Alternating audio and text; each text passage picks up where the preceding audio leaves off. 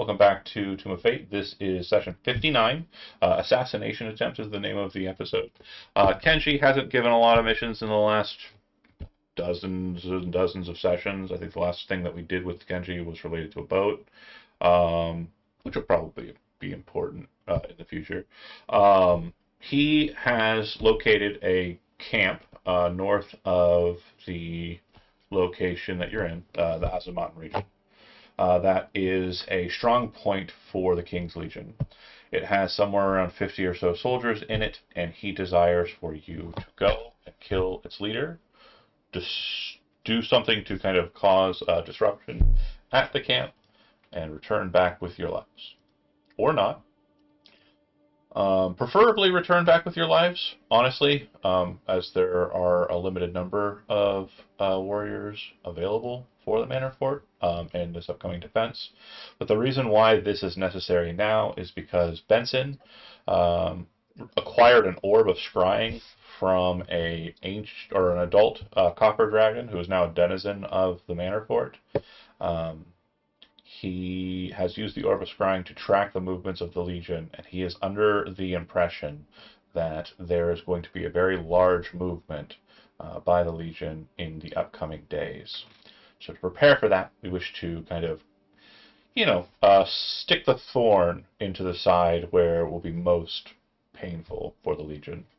Real quick, I think everybody here has played with everybody here. Is that right?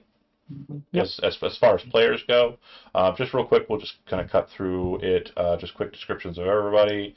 I'll just go ahead and walk through it since everybody here has, been on the docket before. Romulus is a tall, scrawny wizard orc who is now wearing a party hat.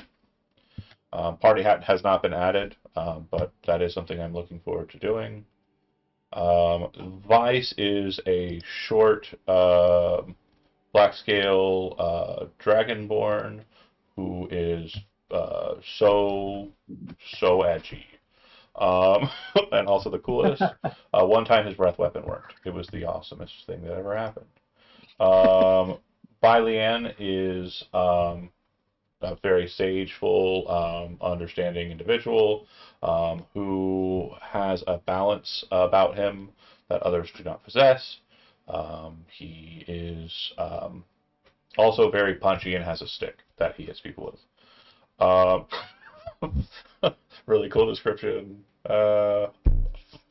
General description. Which one's more accurate? And then last but not least, Glide is a birdman who is a cleric-y type. He's very merciful and very much of a mind that the innocent shouldn't be hurt. This is a problem I knew that when I walked into this situation with Glide that we would have a bit of a conflict. Obviously, you're not going to be a huge fan of Assassination unless you've already justified it in your character's mind. Have you, Travis? Not really. Okay, Nope. So let me go ahead and justify or help you justify it for you. If this doesn't happen, a lot of your friends and innocent people in the Manor Fort will die. So would that be enough of a motivator for Glide to be like, this must be done? It's the least number of people we have to kill, or we can kill to make it so that most people are not hurt. Yeah, so it's enough motivation, at least for the commander to die, at least. Assassins!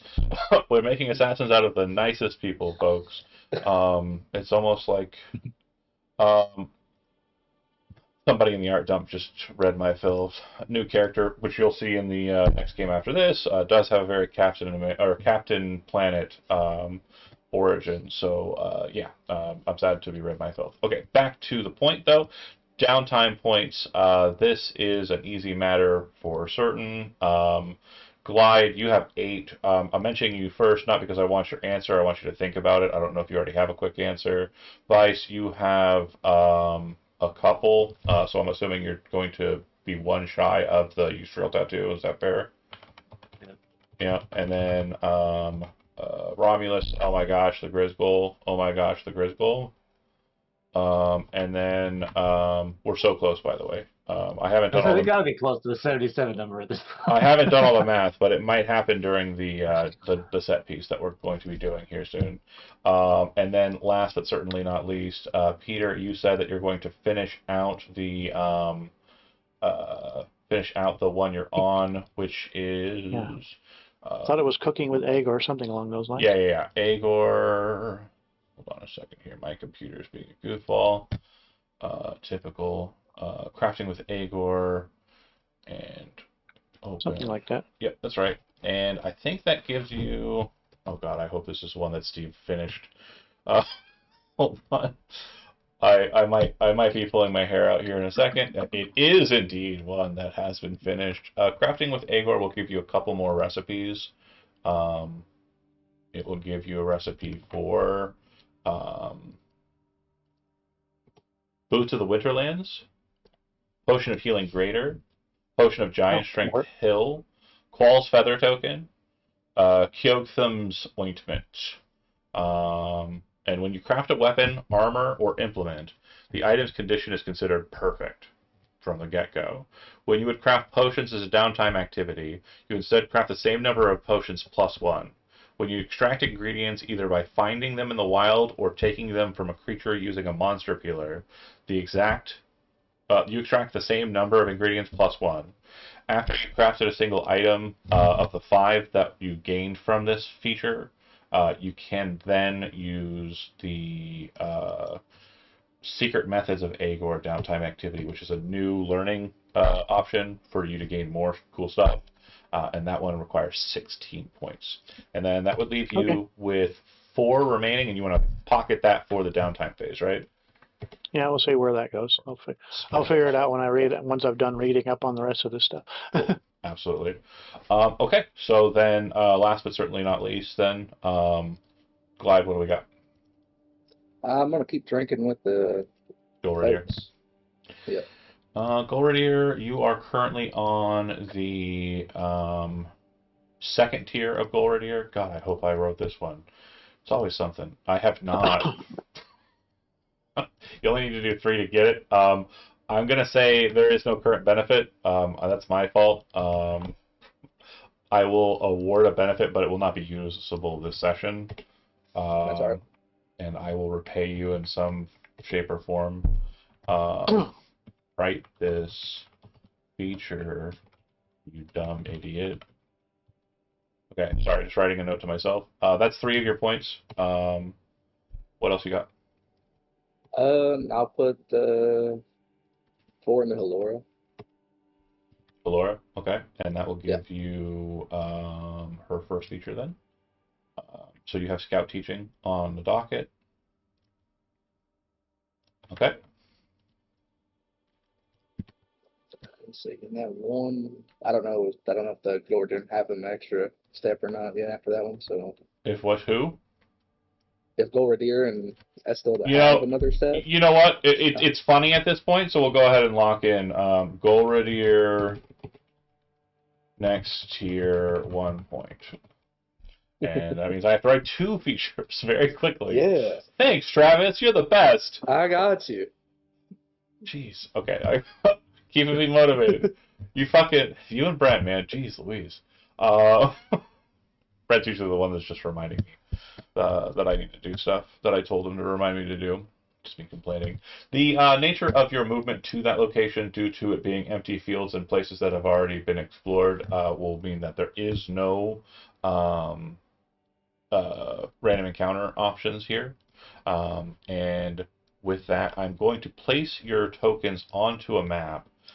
And when I do so, understand that this is not your exact location. This is a presumptive. The map is obviously kind of its own thing, its own nature. On the exterior, obviously you cannot see into the location. You can move around as long as you stay along the board edge of the map, all the way around at your own pleasure. And you also have the map of the interior, which has been scouted and kind of drawn for you by Kenji. So if there are questions about what you can see on the map that you can't see because of visibility located here, you can feel free to ask those questions, and I will answer them with what is available. If there's anything on the map that you're looking around on as you move around the map, you're also welcome to ask those questions as well. And for certain things, I'll kind of give you an idea of what's possible, what's available, and possibly make you kind of challenge you with a check to see if there's anything that you kind of see that's outside of the norm. Okay? So, in the... Go ahead. I was gonna say, I have my hawk that was with my Find Familiar. I never really use it, but having it fly over, would it give us any like information? Like, ideally, just kind of like an eye in the sky, like telling us, oh, someone's at this certain area that they're not here, or. Okay. So, what does the hawk look like? Just a regular hawk, as far as I know. From the Find Make Familiar spell. Make a nature roll before you do this. Okay. Probably gonna be out of place here. You would not know whether or not it would be something that is out of place or not around this region. Your thought process on it would be basically you said you were going to do it. I don't think it would change. No, he's definitely okay. picking it up. So you would see that inside of the camp from above, you would see that there are 3 eagles on the northern side, in between the 2 towers, the 2 guard towers on the kind of northeastern side of the map. So kind of here-ish, right? And then you would also notice that there is one detachment, which a detachment for future reference is going to be 4 infantrymen wielding shields and spears, and then one what appears to be a captain. And the captains are, in this instance, they look like they're kind of tattered. They're covered in kind of like warrior garb. That's more akin to like, it doesn't look like they're a soldier class. It looks like they've been given kind of free rein to kind of dress at their own pleasure. They wield a great axe in this instance. Yeah. The command tent has 2 guards outside, which for Vice look very much like the warrior infantry that you saw on the boat. They look like they're equipped in a similar fashion. The guards on the towers, from what you can see in this quick moment, are very much equipped like the guards that you've seen in Legion kind of presence, the ones that were wandering about in Hilton, for Vice, I believe, the ones that you've seen in kind of engagements with the Legion that are kind of defending specific areas. I believe there were some of those inside a dungeon not long ago that some people kind of butchered. They don't look like they're anything more than kind of like a canary in a coal mine kind of situation. There's something out there, and then they die. But then the people who are going to kind of like, reflexively defend are going to be aware of the threat. And speaking of which, because of your nature check, you are watching through the eyes of the familiar for a time. You're not that close to be able to kind of keep that locked in. But as it kind of approaches closer, you would see what appears to be a very large man in a very fine-looking suit of plate armor come out with the most massive, heavy crossbow you've ever seen, with 4 kind of like a 2 bows cross-section on the front. He fires, and whatever vision or connection you had to your familiar ends. That's going to cost some money to get back. You'd also be aware that that's probably an indicator that you've already raised the alarm on the group. Okay. Romulus. Guys, I have good news and bad news. I tell them the information of what I saw, and then the fact that they're probably already on alert now. Damn it. Who wants to do something next? Oh, that was me putting my suggestion to the group. Is if we have some means of invisibility, I can find a way to get us over the wall. But beyond that, yeah.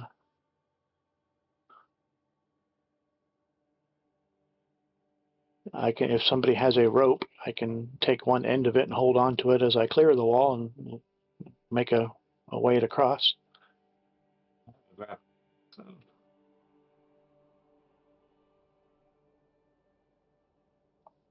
if they're on alert now, that kind of just ruins the whole fucking point. Again, I would say that it's more of like it's not like they're red alert. If you're putting it in kind of a if you're putting it in a Metal Gear Solid mentality, they're kind of in like the low yellow. Does that make sense to anybody, or am I the only person who played Metal Gear? Well, I know what you're talking about. I'm just saying that they probably expect that there's a lot of people spying around, but that doesn't mean they have pinpointed our exact location. So. Yeah. 100%. Peter's correct. Does anybody have anything else they want to do or ask about the area? Again, you can move around the map, but you have to do so. How deep is this little trench they got dug around? It is 15 feet deep. And if you're kind of looking at it from a distance, you're not really able to see much. But as you kind of come at it and look at it from angle, you'll basically be able to look down the length of it, right? And when you do so, you would notice that the basin appears to be filled with mud, but also it looks like it's filth, like shit and piss. Stepping in there.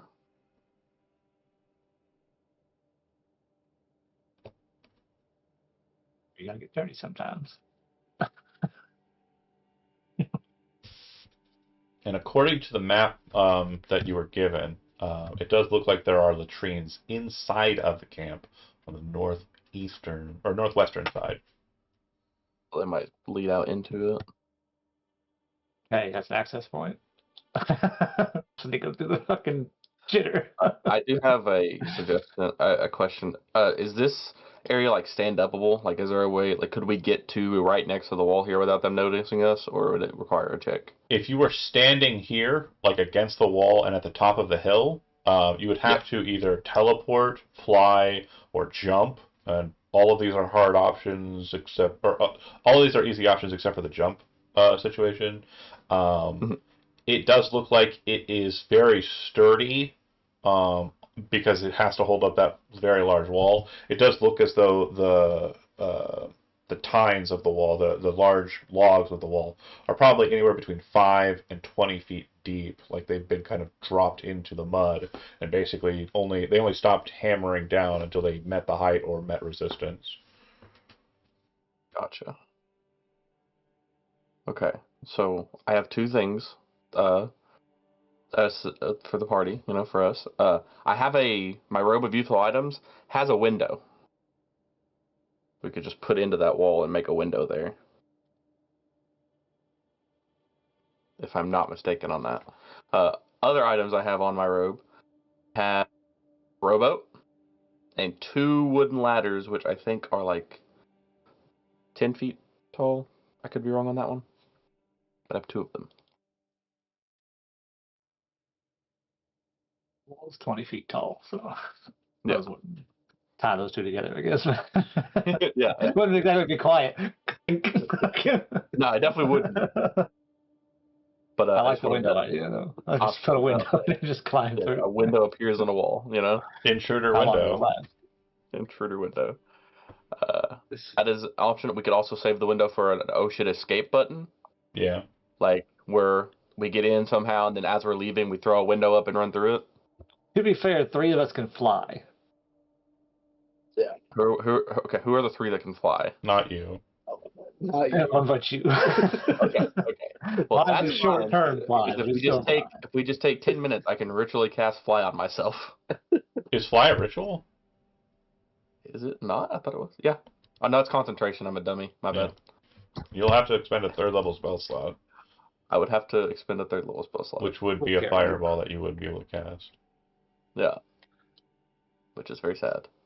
Did you get to see what was pinned up right here on this corner when you flew over? Oh, goats. There's a bunch of goats. That's Okay, random. so this is probably a good entry point. Like right beside the pin between that and the tent. I feel like anything I do is going to stand out. So Yeah. I feel like either way it goes, going in here is going to be not very stealthy unless we go through the latrine. I will say too, if you're wanting to go through and enter somewhere, the towers are set against the walls, with the exception of the north eastern one. And basically, they have used one quarter of the walls to kind of just be a part of the wall structure itself.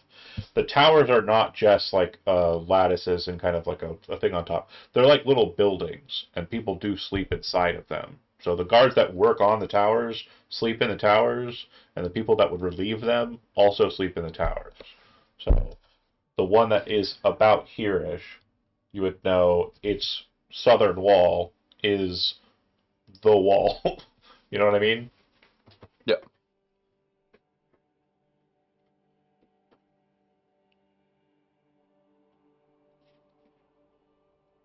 I said the only Maximum chaos would be we get on the fuck against the wall up here. We sneak into the tower here. Kill everyone inside the tower as quietly as possible. Go up on the tower and fucking start raining fireballs down on camp. Peter, what were you gonna say? Well, like I said, I can if there is a means to get me invisible, I can clear this wall and get inside. That's I don't know about trying to open a door, but I don't think the I wizard was thinking. has invisibility is the problem. Is that? Well, I don't know. Is it all foggy right now? It's foggy, yeah. There's a decent amount of visibility. Like, it's not like complete pea soup or anything. But like, yeah, it's foggy enough. If you were wanting to kind of crawl and maneuver across the grass, you could sneak up to the trench. It would be a DC 13 stealth check for everybody to succeed, and if anybody failed that was attempting to make that journey, it would be an immediate spotted, and I'm going to shoot at you.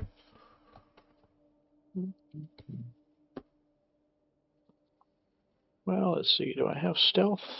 Yep. Yeah, you definitely +4 do. on my stealth.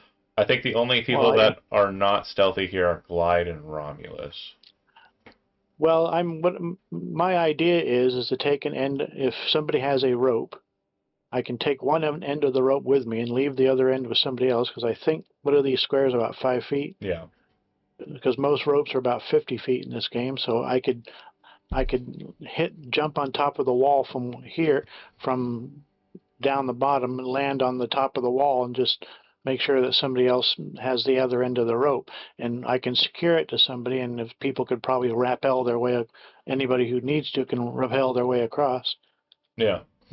I think without starting a massive fight is probably not having a gigantic fight is a good way to go here. I think what Vice is saying is, like, yeah, they don't have invisibility. The main rub right now is kind of getting up to the trench and then moving over and through the trench to the wall. Once you've made it to the wall, there's the option of either going over it, as you suggest, or with the robo useful items, he can literally pull a patch and put it against the wall. It creates an actual window, like slidable window in the wall, which you can then enter into the tower's base structure and use that as your starting off point.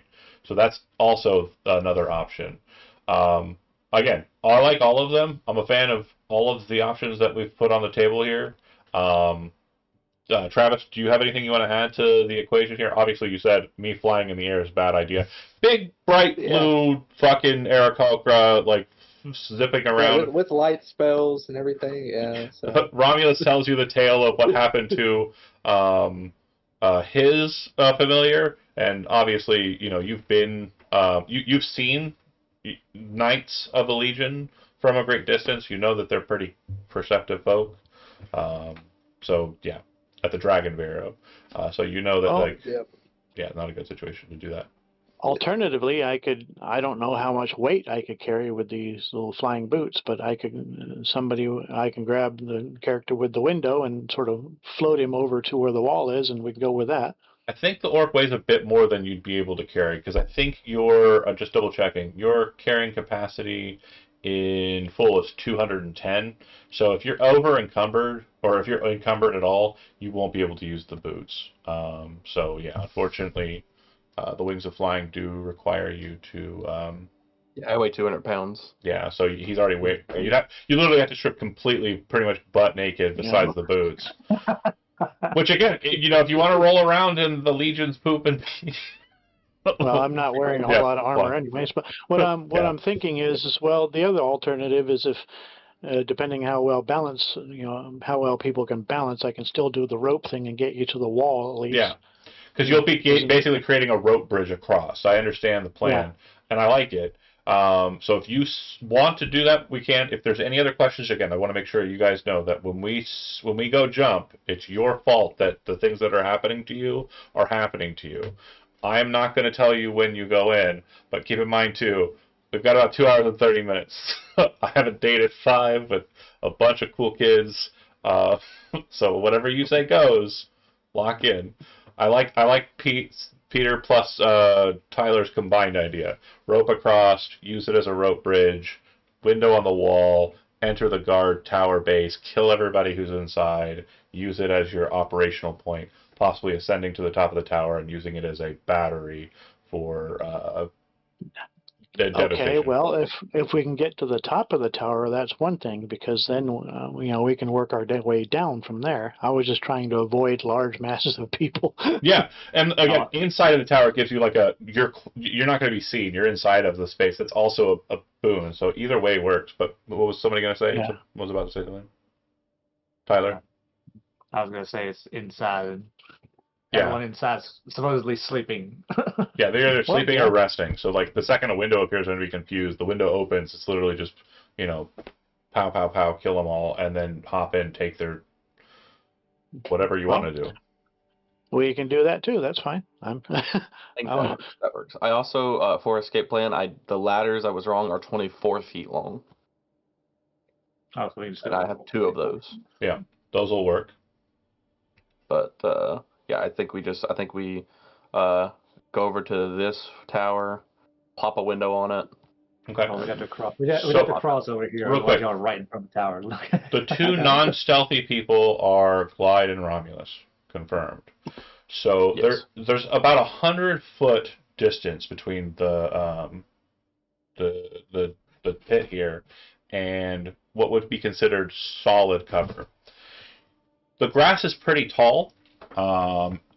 You can definitely maneuver through it, and it's foggy, so it's going to be harder to spot you as you're stealthing across, especially if you have some magical means of kind of concealing yourself, cloaks of elven kind, what have you. With that being said, Romulus, I'm assuming you're just going to stay at the field line and you're not going to approach. You're going to wait until the tower is dealt with, and then you're going to move forward, or do you want to try and move forward? I mean, I'm not going to be very stealthily, and I'm not very quiet if that's our goal, so I probably would be of no use. Okay. Other than the patch for the window. Glide is similar situation. Again, you don't have. You can hand the patch over. You do not have to be there to apply the patch. So there's that. Glide on your end. You're very blue. Yep. Which is a choice, and I love you. Into the fog. Not really. Do you wish to stay back in the back line with Romulus, or do you wish to try and maneuver forward? I'd probably stay in the back. Okay. And then Last time I got close to anything, I almost died. So Peter and Tyler, your characters are basically the stealthy ones.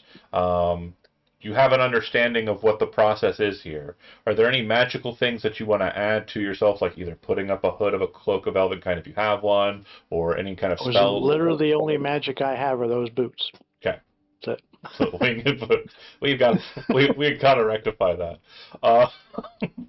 Does anybody have anything they want to apply to the group besides? If not, if this is the plan, I'm going to lock you in, and you guys can start making your belly crawl across the kill zone to the latrine. I hand them the patch, and then I just wait. Okay. Who has the patch? Is it Vice or Bylan? Bylian. My brain did a Just call him Balian. It's easier to remember, Balian. Like from the Kingdom of Heaven. It's nice. I just hand it to Vice. Okay. Vice, you have a patch. You know that if you place it against a flat wall surface, it will turn into a window. Okay. Is this the plan? Uh-huh. I need Bylian and I need Vice to go ahead and give me stealth checks. Stealth. Button. And I assume you're both trained in it, so you will not Yep. be able to grant benefit. You're rolling privately, which is illegal. Go ahead and What? change your Did I private. push the wrong button? Do you see where there's like a little guy in stealth? I think that's probably highlighted. You want to have the world highlighted. Oh. Well, I didn't know I was rolling. Probably just rolling on my character sheet. So. I apologize for that. It looks like for whatever reason, when you were clicking something, you must have clicked the little stealthy man. So yeah, in the bottom corner on the right, above the text box, you should see a little planet circle with like a grid on it. Click that so it's in public role, and then go back to your character sheet, and then click stealth again.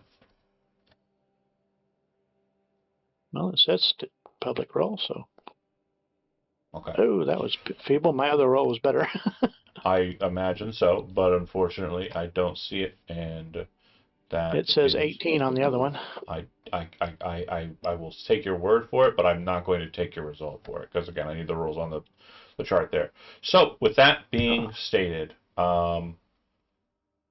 you two move up. As you are approaching, you will see that the guards kind of look out in that direction, and there's a moment where Bailean's head kind of pops up a bit too high, and his hat kind of stands out a bit, and they will start firing upon him. This would be within their crossbow range. Bear with me here.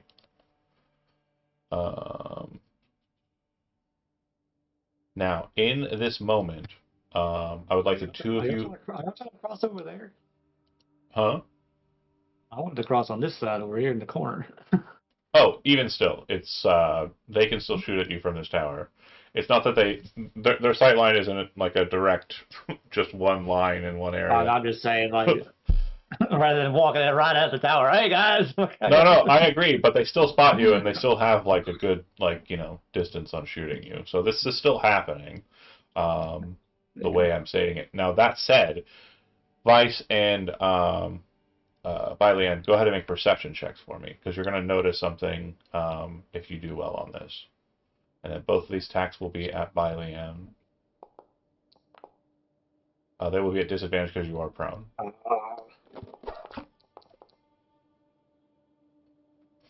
Bailean, you're a smart cookie. You're not dumb. You realize that you're a distance away from Vice, like you two are kind of like split up, because you were being a little bit more cautious than he was, and he's just kind of very confident in his shadowness. And you know that you're targeted.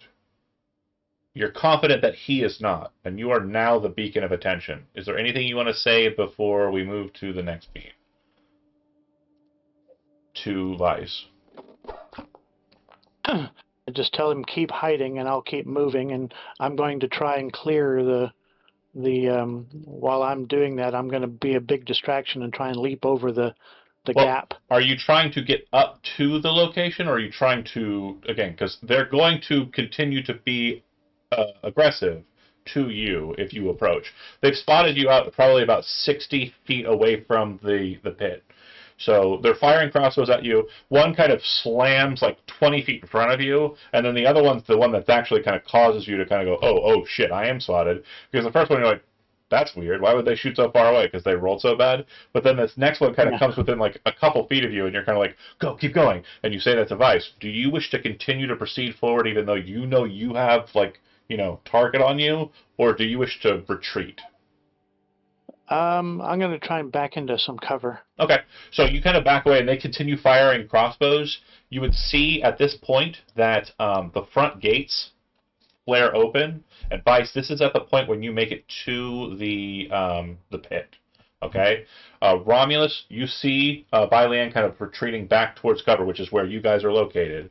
But you'd also see from the distance as Bailean is probably turned back and kind of, he's paying attention to the crossbow people, because if, one does actually get within hitting range, he's going to be like, no, but absolutely not. No, thank you. But it does look as though there is something coming out of the front gates. With that said, do you wish to prepare in any way for what is coming out, or do you wish to kind of try and find a way to conceal yourself more fully when you take Bailean in, so that whatever is coming for you is just going to search for a while and then be done? Yeah, I'm gonna try to do the concealing one preferably. To try Okay. to hide us. You- I'm just checking here. I don't have anything specifically. You said it was like foggy around here, Yeah. so I have a question. Shoot. Any chance I could use the cantrip elementalism to cause the fog to bunch up more in this general area? I'm a fan. So yeah, you kind of continue on, and for your stealth checks for this next beat, you folks will have advantage, and you will ignore any penalties for armor. But with that, you see that group coming out. Vice, you're at the pit. What are you doing when you make it there? Are you just going to dive in and kind of scoop your way up? I mean, I think the smell would probably give me away, but It could potentially give you away. That's a very smart and very Yeah. astute thought process. could I try to use my grapple hook to grapple across? Yeah, if you're wanting to use kind of a methodology of like leaping across, using the spikes and kind of making your way through, go ahead and give me an acrobatics check.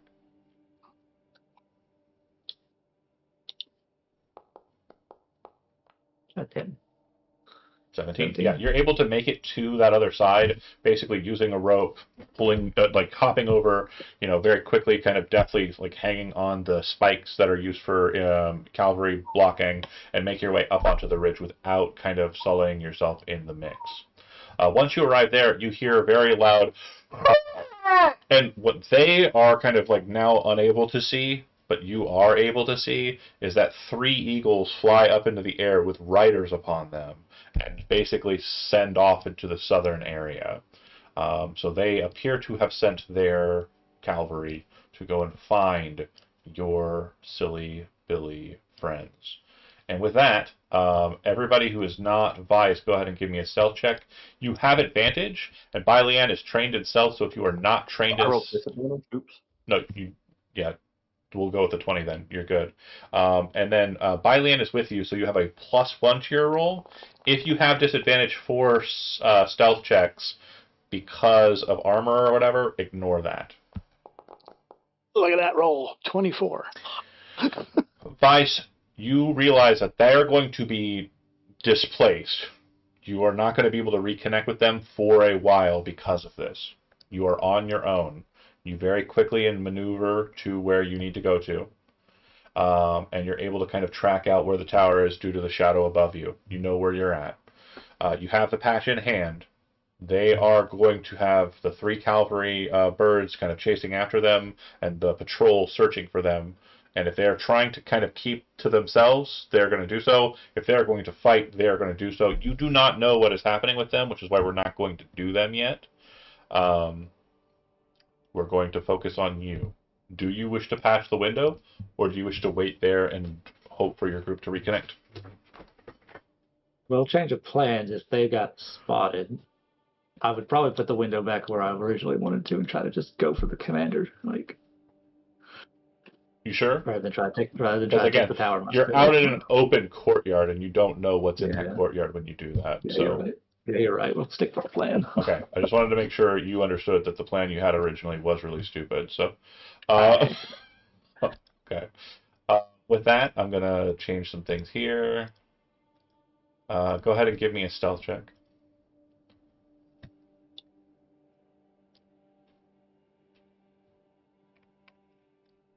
Oh, wait. Okay. Yeah, I'm just gonna let fucking smoke off. Okay.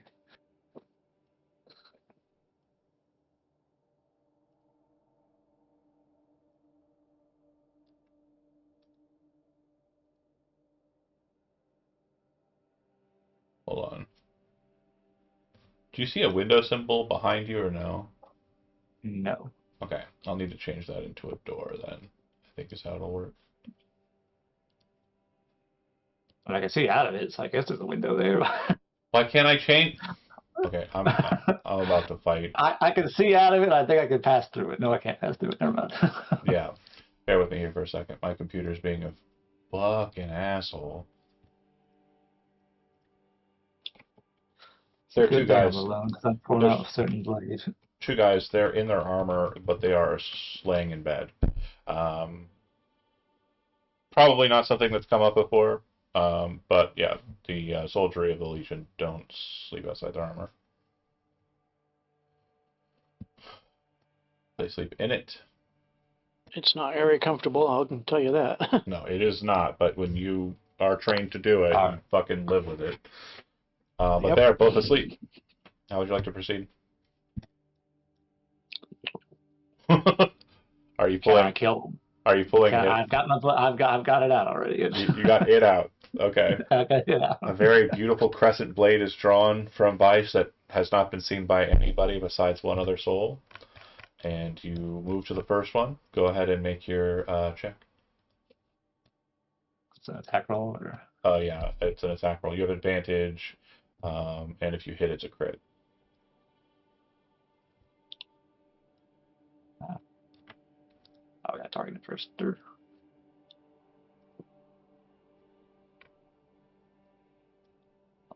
What the hell? Sort of wounding save. What the fuck is that? It has sort of wounding trait in it. That that second paragraph, that's that one. Okay, so that'll hit and count as a crit, so go ahead and roll critical damage. And sneak attack as well. And sneak attack will be doubled as well. So it's gonna be 46. Or is Yeah. it gonna do it automatically if I click crit hit? If you hit crit hit, it should do double. I also get 4 from assassin. so No, sorry. If you're manually adding it, it won't auto do it. Oh well.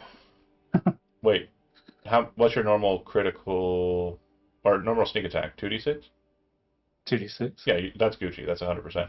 So basically, you just place the dagger against the throat and just drag, right? Mm-hmm. Yeah, you can actually feel the spinal column against the blade as you do so. You can see the blade or the wound necrotize. You can see the eyes roll to the back of this individual's head as you just end them. That's a nasty weapon, isn't it? So quiet, Well, mostly the bonuses. so quiet, the movement. You kind of look over to the next one.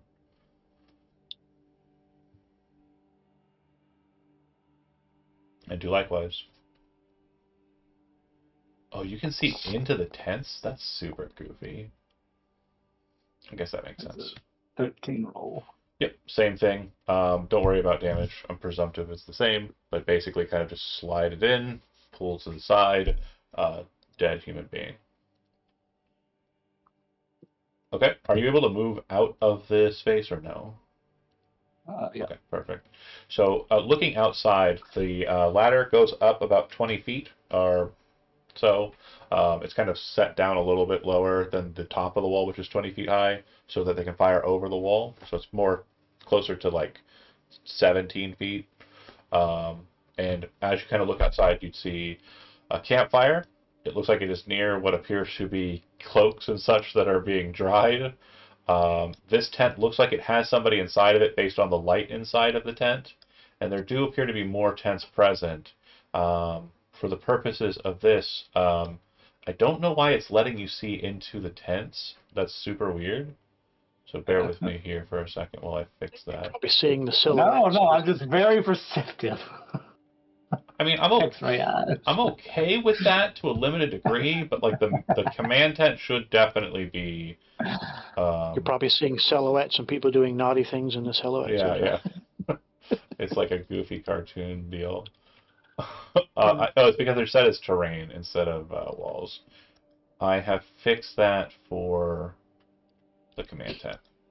The command tent should not be visible through. But the other ones, I'm okay with that. That makes sense. Okay, so with that, you see that there's a larger tent here. It looks like it might be some sort of hospitaler's tent. And the eagles are presumably perched kind of up to the northern side, which is out of your view. Where would you like to move from here? Let the eagles move off. Yeah, I'm saying you can see where they were before they left. Oh, okay. Like their little, where they were perched. There's like the little T-crosses where they were standing. Well, before I come out, I assume I would look out the window and be like, where did everybody go? Like, Yeah, looking out the window, it's complete fog. In fact, it's so dense out that way, and their stealth checks were so amazing, you do not know where your party is. And they do not know where you are, because they are busy hiding in the woods and also in the fog to not be seen. So if you wish to continue, you may, or if you wish to wait here, like you could do so quietly for a while. Nobody will be the wiser. Hmm. Ah, that's this movie.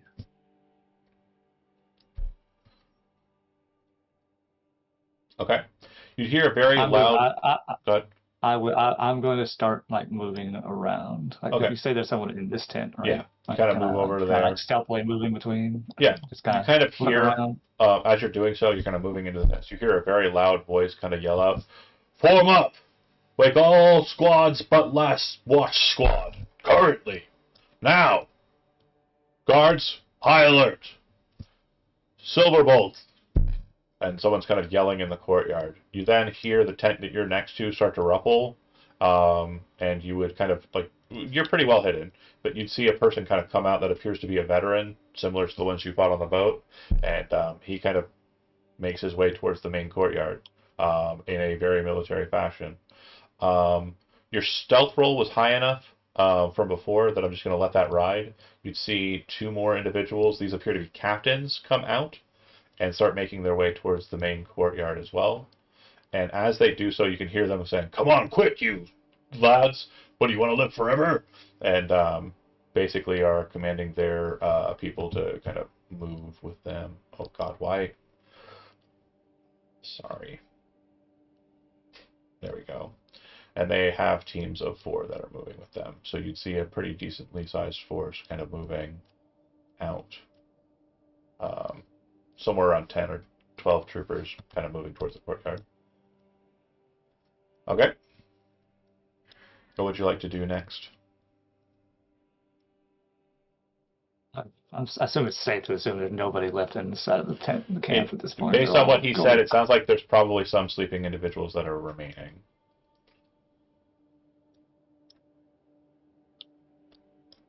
And you'd also note that the guards are still on the tops of the watchtowers. Yeah, it's good. Clearly, the one watchtower, this tower here that you just came from, I'm going to get rid of these guys because they're corpses now. But the watchtower you came out of, there are still 2 more people up on top of those. Yeah, I don't think I can get up there and kill them without being alerted by the rest of the watchtowers. Okay. Could I? I mean, is that safe to assume that they could see each other pretty damn I'm clearly? really not going to try and give you any solace in the action that you take. If it turns out to be good, it turns out to be good. If it turns out to be terrible, it turns out to be terrible. It's your choice, though. I'm never going to take your agency away from you. I'm going to assume the commander's not in his tent anymore. He's probably out in the courtyard. Somebody is barking Rallying the orders. Just rallying the forces. If you'd like to get closer, you may, but yeah, it's entirely up to you how you want to proceed.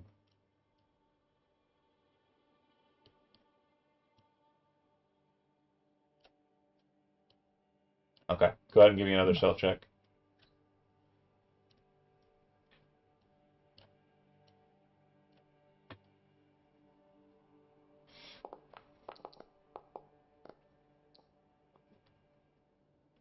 So as you kind of move up to this point and try to get a view of what's going on in the courtyard, you're able to slip between these 2 tents and get even closer if you wish to. No alert process. But what you'll notice is The backside of this tent is where I'm trying to get to. you're trying to go into the tent. I try to get to the backside of it and Oh, okay. poke a hole through it and see if I can see inside. With that stealth check, I'll allow it. It's not so much going to be a poke a hole situation. Basically, there are seams on the tent. It's kind of pretty canvas kind of setup. So there's a couple of different sheets that have been kind of tacked together with string, and you're able to kind of look through the divides to kind of see inside. And what you see is that there appears to be the leader who is a wizard, very much what you'd expect from a King's Legion wizard. The art here is definitely Thayan. Thayan's not a thing that exists in this setting, but they do wear red wizard robes and have kind of like ornate assemblage that they've tattooed. Hellraiser looking ass. Yeah, Hellraiser looking ass. Like they tattoo themselves. They wear very goofy looking robes. and you can see that this individual is holding a staff like in his lap, and he sat in the lotus position. His eyes are open. He's talking to someone else who you only have the back of from where you're at. And the individual is wearing very gnarly looking black armor. That is. You went down into the basement of the villa at Blue, right? Where the undead beholder was? No, that was not me. That wasn't you. Okay. So then, never mind. Very gnarly looking black armor. Alright. They appear to be talking. You don't think it's fated ones, do you? It could be. It could be. I've dealt with them. They just spring up at random locations. Assholes, really. I suppose.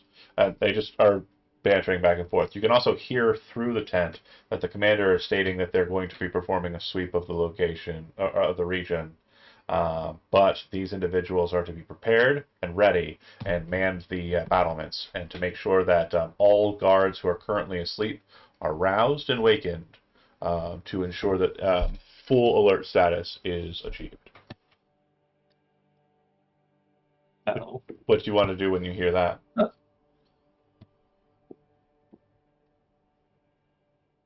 I don't suppose I could kill him with an arrow.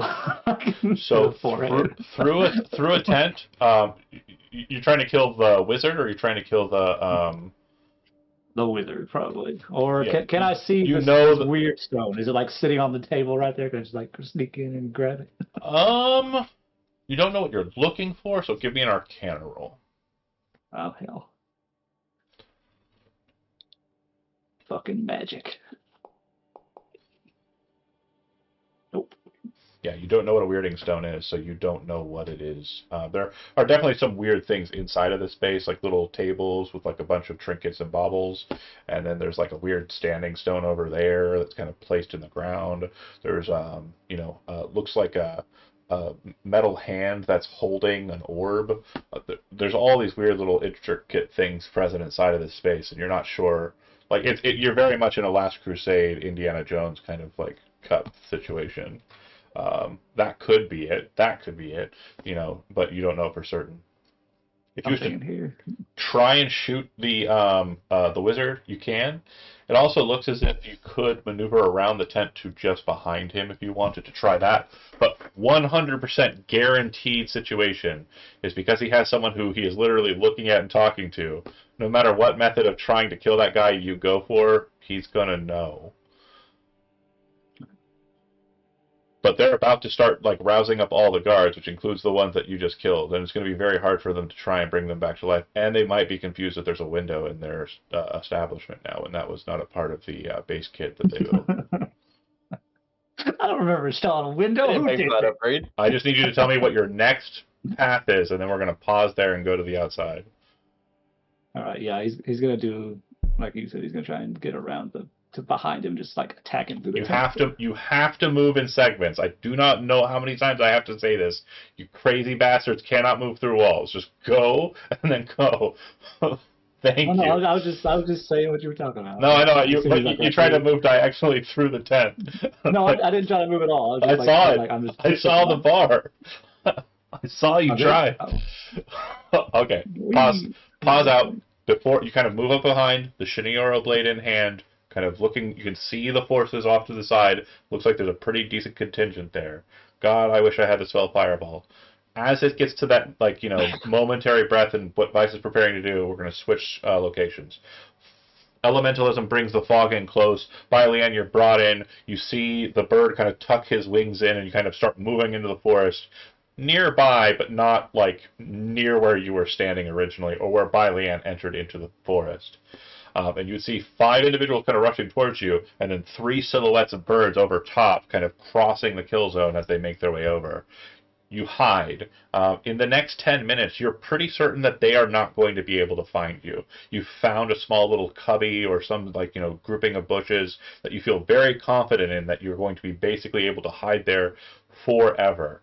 And it's at a point in that after that 10 minutes, which is what Vice has been kind of interacting, that you feel like you could probably try and make a move towards the camp once again if you wish to try again.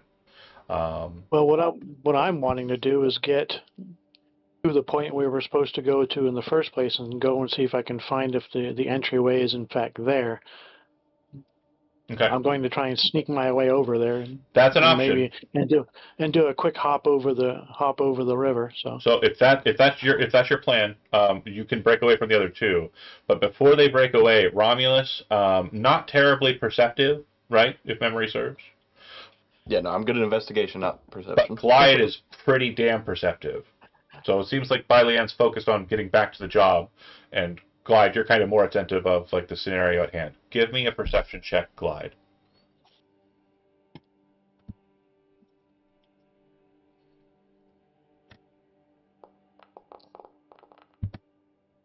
Okay. Never mind.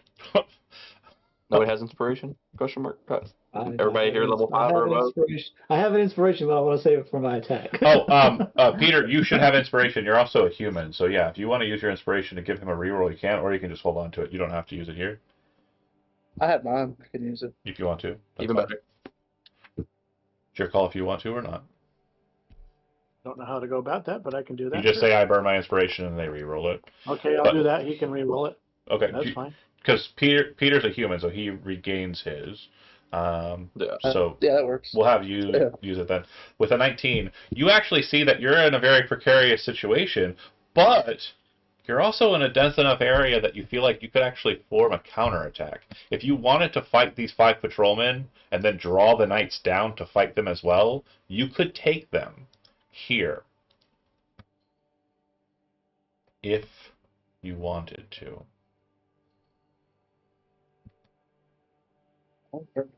I look over at Romulus. We're not in a bad spot to try to take them out here.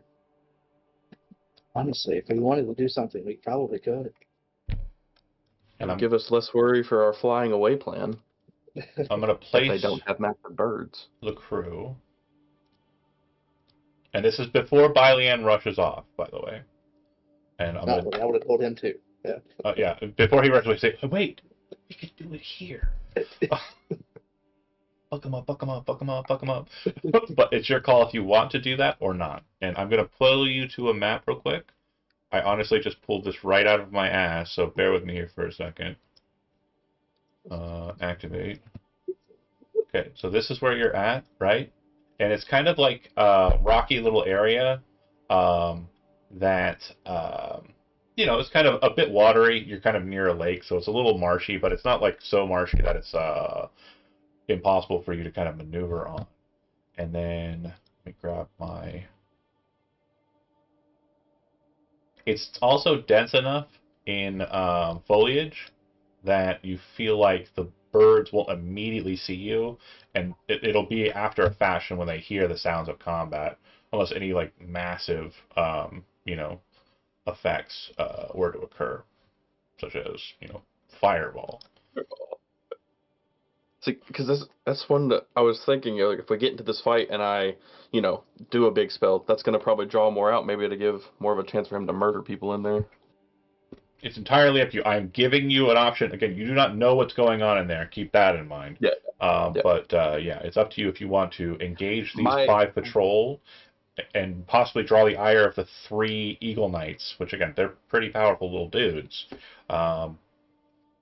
But you would definitely be fighting on your own ground versus in their ground. I say we do it. We got 1 vote for I trust fight. Vice enough to do his job and get in there. So. And also, keep in mind too, Bylian, you do not have to stay and fight with them. If you want to continue back to the camp and make your way that way, you're welcome to do so. You two are welcome to fight if he stays and not fight if he doesn't. These are all options. I just want to make sure we're in agreement on what the next path is. Glide, are you fight or flight? Travis? I'd say we fight. We at least cause a distraction.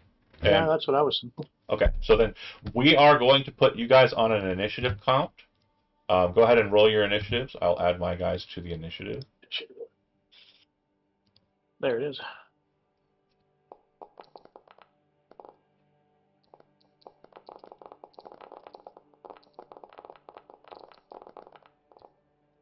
will actually roll.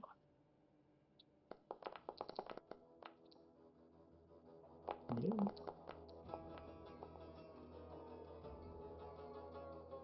Okay, everyone out in the field on the docket, right? Now, in your current situation on the map, you can place yourself wherever you want to be, but you have to be adjacent to one another because you could not have whispered the strategy beforehand. But you can place yourself wherever you want on this map. It is entirely up to you. You're the one setting the ambush. Feel free to place where you'd like. But again, adjacency is prerequisite. Reason this is Oh, not damn. what to roll. Peter's rolled like 4 times. I don't know why I that's don't- the case.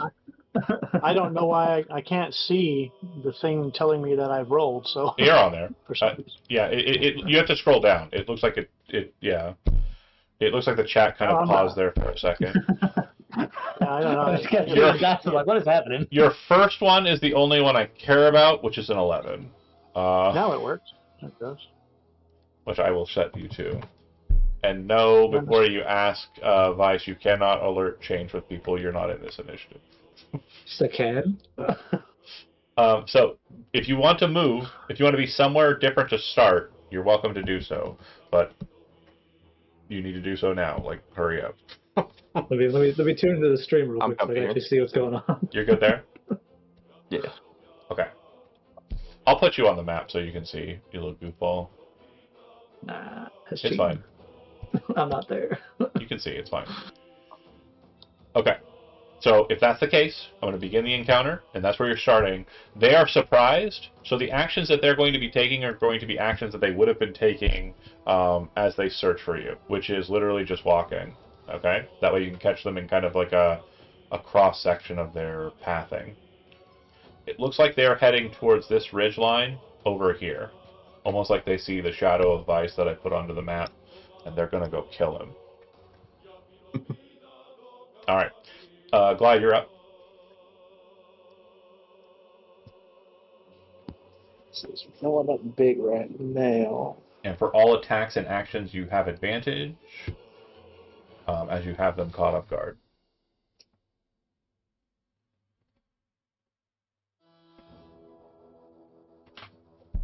Target though is probably the person in the middle.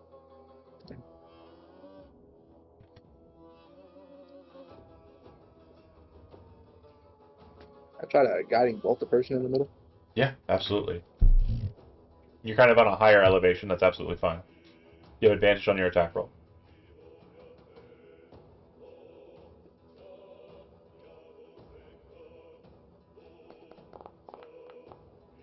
That'll hit. The next attack made against him has advantage. Heads up, if you're going to be attacking him, don't do so during the surprise round. Do it after the surprise round so you get the full benefit.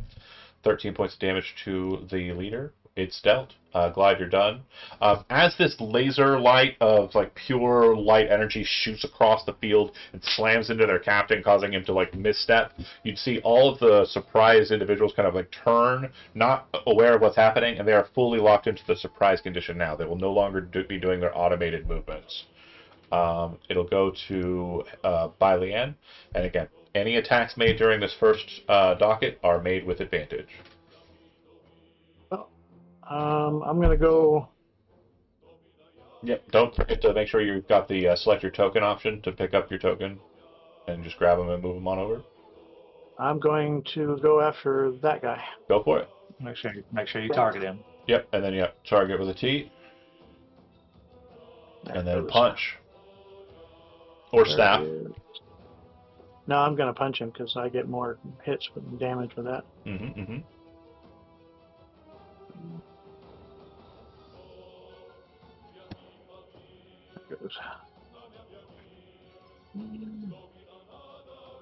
It has been a little while.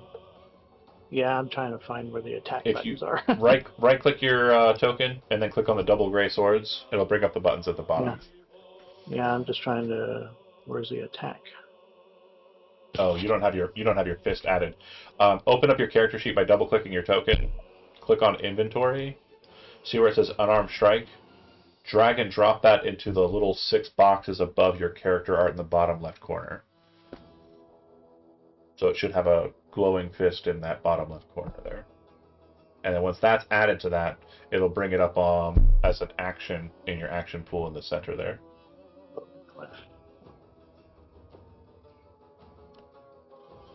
Do you see it? Oh, there it goes.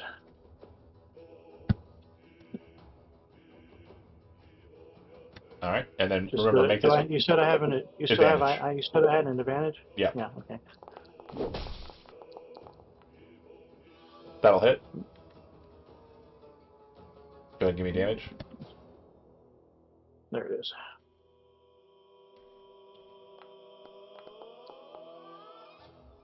Okay. That will not kill him outright, but yeah, it does wound him. You have a second attack with your bonus action? I believe so. Yeah. Yep, let's see it.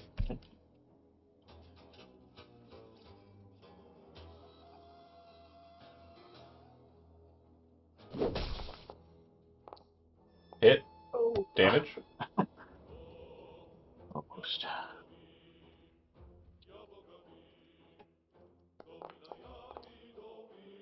Okay. That is just enough to kill. Okay. Next target is the one. Now, you still have movement if you'd like. You've only moved. I'm gonna go yep. there. So. Okay. And if you want to maneuver around him so that they have to kind of move around him to get to you, or if you want to be the defender, that's fine too. Yeah, I can. I'll just scoot Rotate. around. Yep. Yeah. Romulus. Go for a spin kick. Yeah. Fireball. As much as I want to, I don't want to draw the eagles in completely yet. Yeah, there are certain activities that if you do it, I get a free perception check with my 3 knights. So, so far we're I'm gonna good. hope this isn't one of them. Yeah. But it probably will be. Chromatic orb. Mm-hmm. It's fire damage currently. Okay. Just because I can't change it off of what it is. At that guy, and I have advantage. Let's see it. That'll Double hit. sixes. Okay. The infantry are See, light double- armored. They are basically leather armors. No double damage dice, sadly. As you move over to fight this guy, Mylian, and kind of lock in with him, and he's got his mouth agape, a orb of flame just slams into his face and just takes his head clean off, and he falls to the ground in a crumple.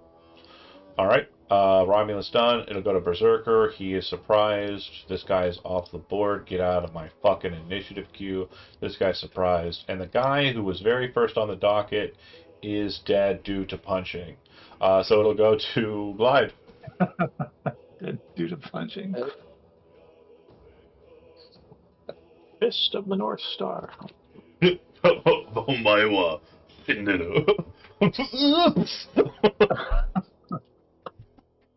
I'm gonna just. I don't have That advantage. was a on very the silly offensive movie. anymore, right? But you do not have advantage on anything besides the Berserker.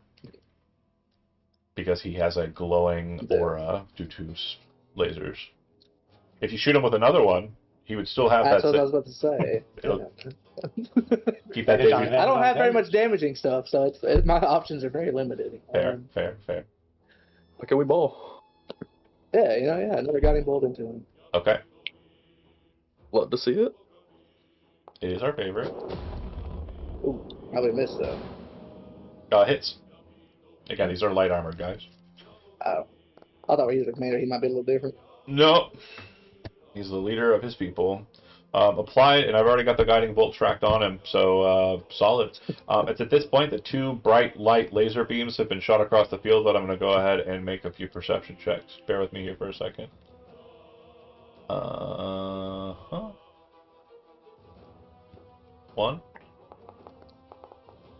2. I think I got it on the first one. Yeah, I did. Okay, so they will, 2 of them, will start making their way towards you. In about 3 rounds, the birds will appear on the scene. Okay, the other birds, sorry, there's already one here. Anything else for you, Glide? No, that's it. Cool. It'll go to this warrior infantry who is going to dash forward towards Bylian with spear, kind of just rushing forward, like just, spear charge. Attack against Bylian. I believe that'll hit. Deflect blows. Yep. Click it. Where is it now? There it is. Oh, and I think target yourself before you do so. So hover over you and hit T. There it goes. In there. All right, click it. So I guess it's redirect, is it, or reduce? So reduce, because you're not gonna spend a key point until after.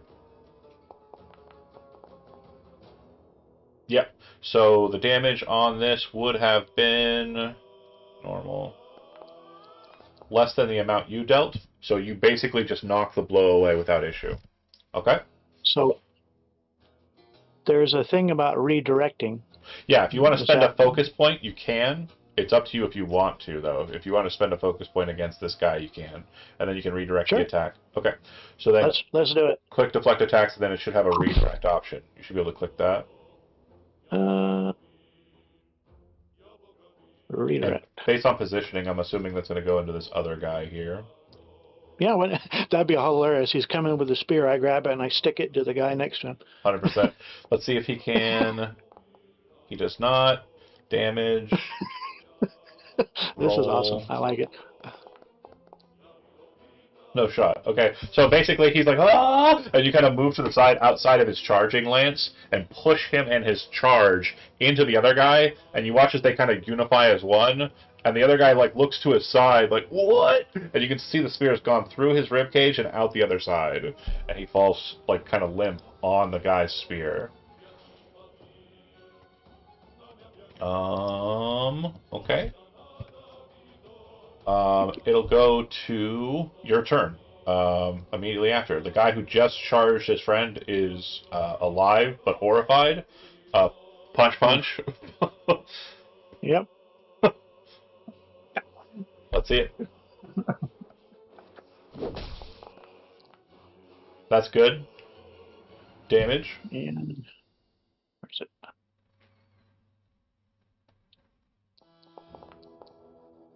That will not kill. Second attack.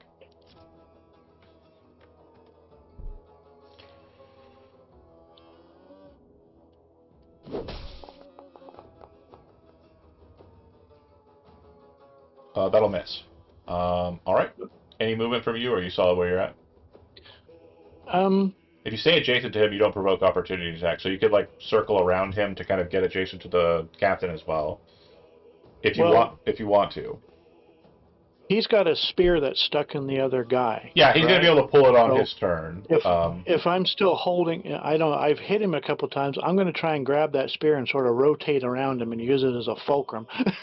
I'm okay with that. It won't do anything mechanically, but narratively, I like Well, it. yeah, I know. I'm just trying to twist him around so he's off balance. Yeah. So it's almost like a grapple. So we could probably use it as that. Well, yeah, you can't make a grapple because you've made 2 attacks. So I'm just going to say you're kind of rotating him into it so that like he kind of bumps into the berserker for narrative hilarity. Yeah. I'm just Yeah. carrying that around. He's got this spear, and I've hit him and I'm grabbing the spear and I'm just shoving around as I move. So. Got it. So okay, I'm doing Romulus, laser, firebolt. Oh, we're going that way. Okay, got it. So then we'll go here. The dead body is being pushed around. It's like Weekend at Bernie's. That'll hit. I don't want to be. Yeah. I understand. The berserker will have a hard time getting to you because of the spear and the guy in the middle. I'm okay with that. I That'll. also didn't want to get shot at by a friendly fire either. So. Yeah, that's solid. Firebolt hits him in the chest. It looks like he kind of starts bleeding and spitting up kind of bits of like flecks of charcoal and also his own blood. Anything else, Romulus? That's it. I fucking hate wizards! And he will charge straight towards Romulus. This will provoke an opportunity attack from Baileanne. Okay. Oh, Make can I use the spear I'm holding on to? And I'm okay with it. If you go ahead and target this guy up here. This one here. that guy? Yep. And go ahead and just make an unarmed attack. And depending on how it works, we'll see how the flavor goes.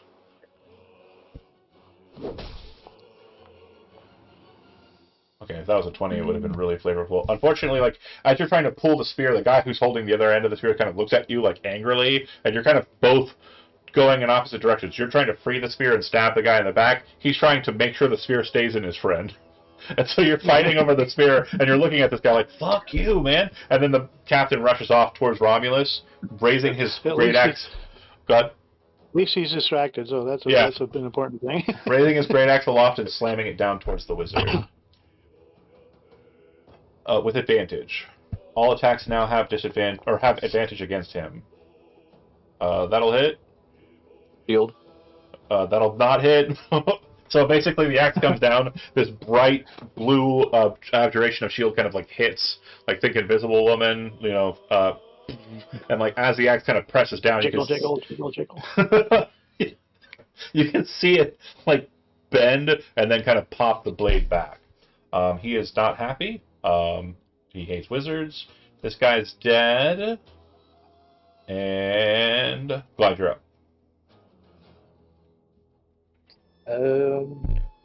Him being in front of me, I'm just gonna try to punch him, man. So. Punch him with claws. A classic maneuver. That'll work. Yeah. I'm going to change that effect. I think you shouldn't have advantage. But looking at your dice rolls, the 20 was the first on the docket, so we're okay with that. No, you said he reckless, so he got advantage. Oh, I did say that. Thank you. I understand. Okay, cool. It doesn't matter either way. Give me the critical damage.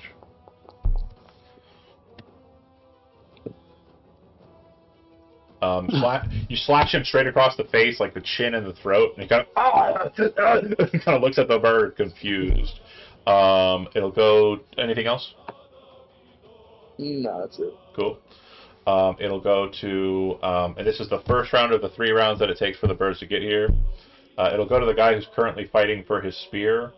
He is going to, because there was no mechanical rule set that he doesn't have a spear, he's going to spin his spear away and stab at Baileann.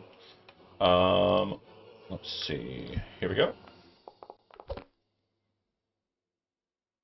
Yeah, so basically, as he kind of frees it from it and brings the spear up, you're able to kind of just move aside. Spear kind of flies up past you. It's your response on the next. Go ahead and do what you like. If I'm assuming it's punches. Well, I'm going to describe this narratively. Yes. Hopefully I can get away with it. He's trying to come at me with his spear. Yep, kind of just barely I'm going to misses. try and grab it and use it as a fulcrum and try for a couple of spin kicks. Oh, hell But yeah. it's still like punch, yeah. So that's what I'm doing. So I'm grabbing the spear, using it as a lever, and then spinning a couple of spin kicks to hit him. Let's see the first attack.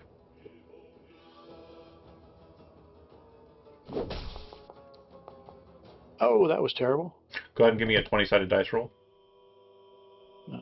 Obviously, you can't break your fist. But there is still a fumble saving Oh, throw. my pinky!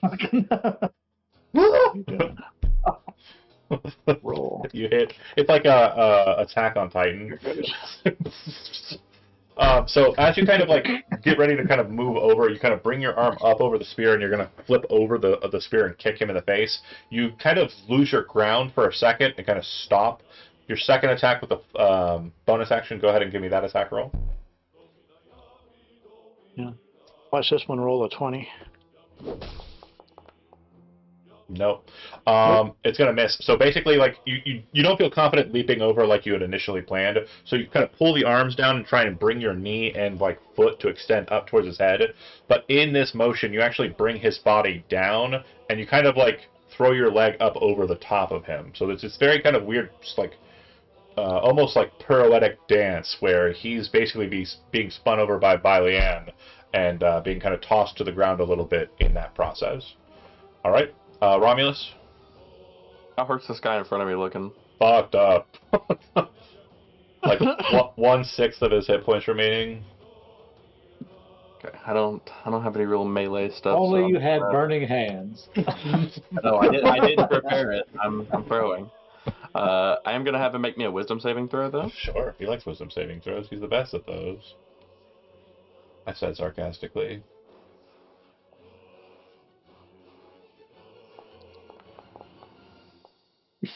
Yeah, go ahead and roll damage. That is so accurate for someone who's berserking. The bell 09. tolls over his head. It does seem to kind of clock the necrotic energy through his body. You can actually see his body like quiver and shake as he kind of gets slumped to the ground, bringing his axe back up. His eyes, renewed rage fills as he stares at this mage. Any other actions from you? No, that's all I got. I'm gonna fucking swing at this wizard, bro. With advantage. Everybody has advantage against him again. Crit, crit, crit, crit. Damn it. Just. Oh! It was right there at the 20. He's like, nope. As he's coming at you, you're kind of backing away and kind of like preparing the shield, getting ready, but you kind of go, wait a minute, and you kind of just step aside, and you watch as his axe slams against the rocks behind you, and like flecks of the blade just kind of like fly all over the place as the sharp edge is like shattered against the sides of it. Glide, you're up. More claws to the face. Yep. Sure you don't want to use a weapon? All of my weapons actually do less than that. The short sword +1 does +1 damage. So that's fair. So it's 1 more damage. Hey, I'm trying to give you every single bit that you can get here, buddy. But I don't have it equipped. That's fine. Smash. You can equip for free.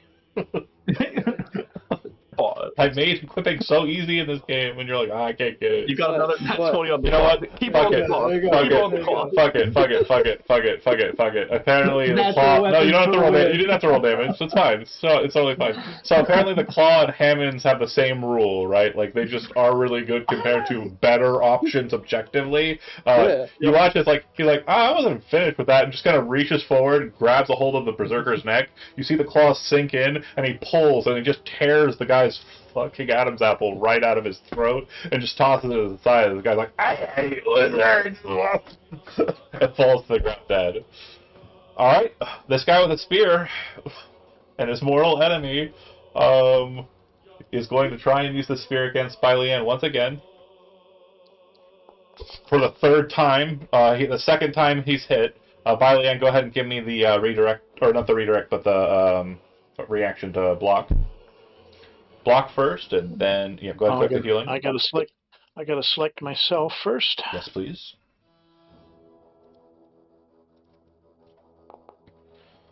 Damage is Actually select it. okay. Well, if you click it and it's higher than what I've got, we can just ignore it. Yeah, we can just ignore it. So basically, like the blow comes in, like he kind of picks it up, spins it around, and tries to bring the head of it to you, and you just smack the head aside. Your response? Well, I'll go and try and punch him again. Okay. Hopefully I don't break my hand and roll a 1 again. That'll That miss. was feeble. Second attack. Stop being sucky and hit something. Good lord.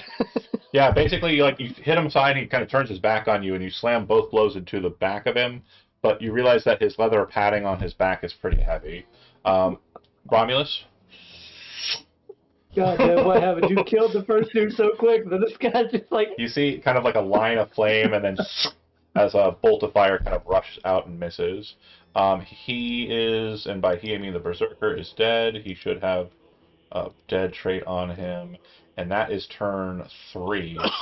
So let me make sure that's turn. No, this is turn 3. So then Glide, you're up. This is the 3rd round right here. Yeah, after it ends, they will appear, Going and then to we'll cut back to Vice. try to toll the dead, I guess. Let's see it. He is wounded, so it'll be the higher damage of the 2.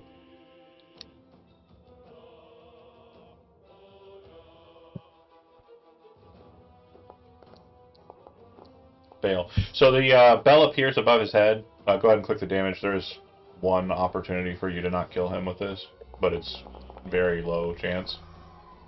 Yeah, not that. So you see the toll of like a necrotic bell appear above him, and as it shifts, you watch his entire face like start kind of emaciating inwards by Leanne. If you've seen the end of Last Crusade, it's like that, but it stops before he turns into dust and he falls to the ground dead. He chose poorly. He chose poorly, is correct. I'm going to keep this initiative on the docket, but I am going to shift the music to something a little bit more... I think it's this one.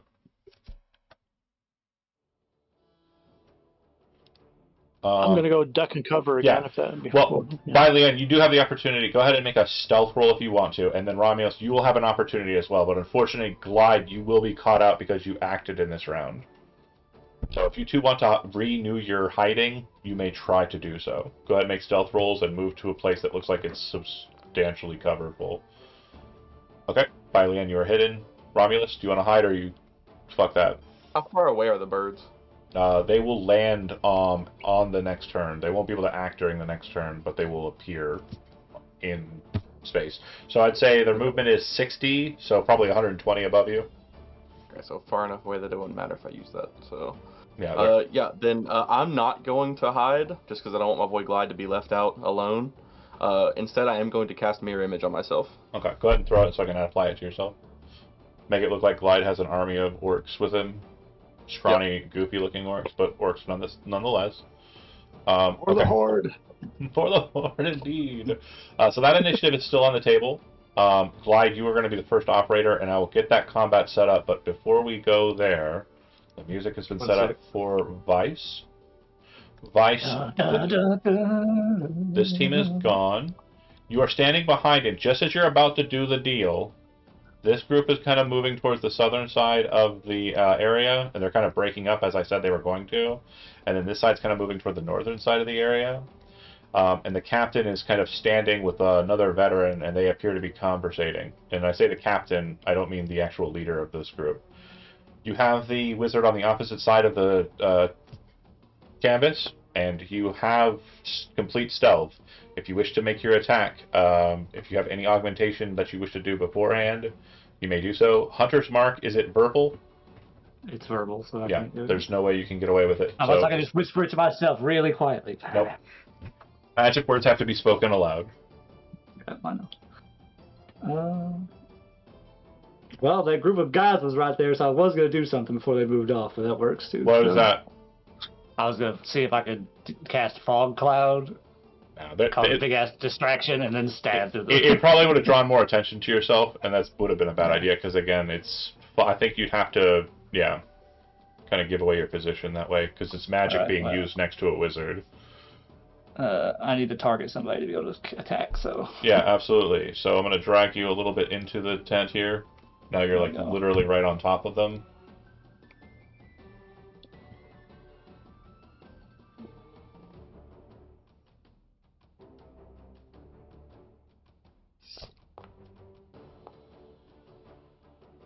This individual is not asleep, so you do not get an automatic critical success here, unless you have a feature. Does Assassin grant any benefit like that? No, it just adds a +4 to my attack if they're unknown. Okay, so then, there would have been a +4 to the attack, but that wouldn't have augmented it to a crit. Okay, cool. Go ahead and give me damage, sneak attack, and normal, plus the Shiniguru.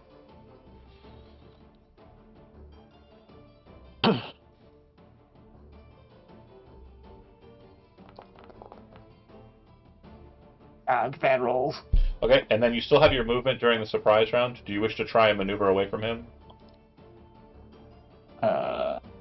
If he's dead. He's not.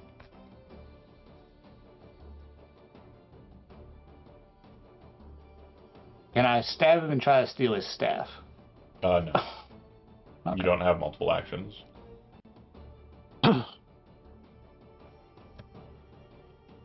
Okay.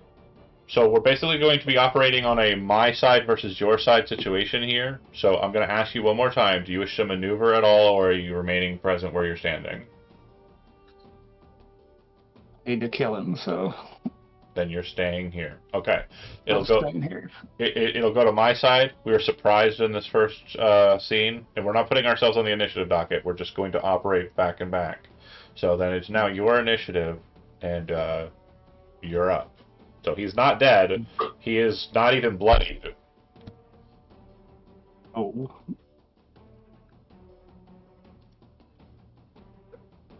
And the only way you can gain advantage at this point is steady aim. And I don't have advanced steady aim yet, I don't think. Advanced steady aim says you can move still? Yeah. Oh, I yeah. don't know if I have it yet or not. I don't know what level that is. Yeah, if you don't have it on your sheet, you don't have it. I'm looking. I don't remember if I got it or not. No, it doesn't look like you did. No. Okay.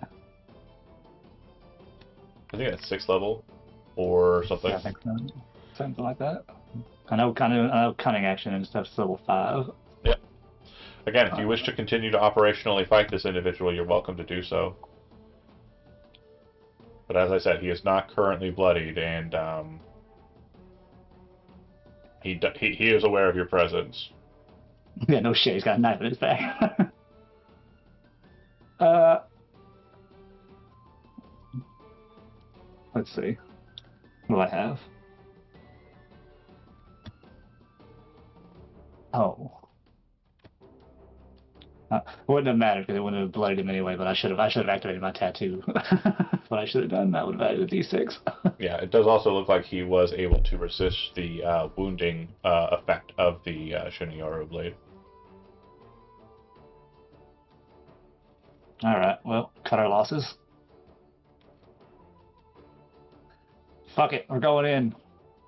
Okay. YOLO. You should be able to move in Fine. through. I think you can move through it now, right? Can you move through the tent or no? No. Oh, weird. Okay, hold on. I'll just go around. No, I got it. It's gone now. You can move in. No, I can't. There we go. Okay. I will I will stay outside the tent for now. Okay. There's a big old hole in the tent, right? So I'm Yeah. going to cast Fog Cloud on this whole area. Go ahead and throw it down.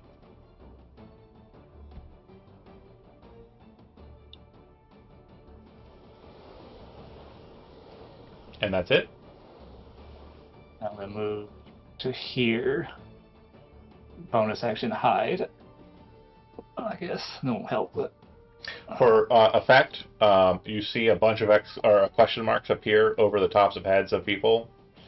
And then you hear kind of like just an angry and very grumpy, just dismissive statement.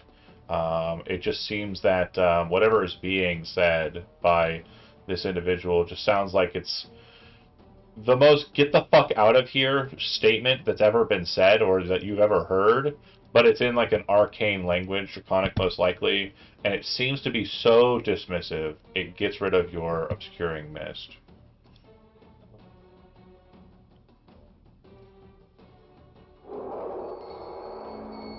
You then see this staff kind of press open the cord, and as it does so, the staff seems to tear the canvas like it was nothing.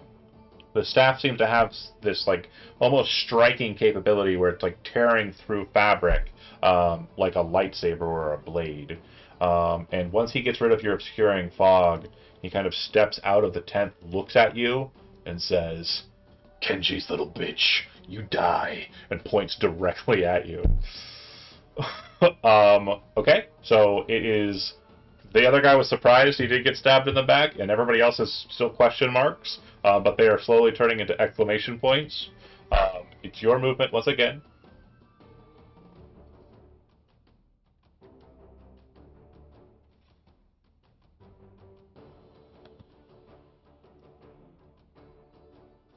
action. Cutting action dash. Cutting action. Fuck this. Well, he's gonna move to here. You would see that these guys are not exactly like this. Let's make sure we got these clear. It's kind of closer to like here. This guy's like that. These two are probably right over by the tower and about to like knock on it and get the others awake, but they're not going to be able to do that because they're dead. And then similarly, we've got a situation up this way where it's kind of like, you know, this, to make it more precise. That'll hit. Targeting him? Can't see my target thing. Yeah, I am. You would see that he kind of raises his bracers up like this, and there's like an energy that appears from them, but the bolt is able to or the arrow is still able to get through. He has bracers of defense. Okay. And he will take the damage. He is still not bloodied.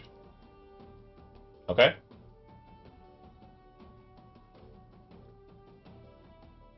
And that's it for your movement? Nope, still got some.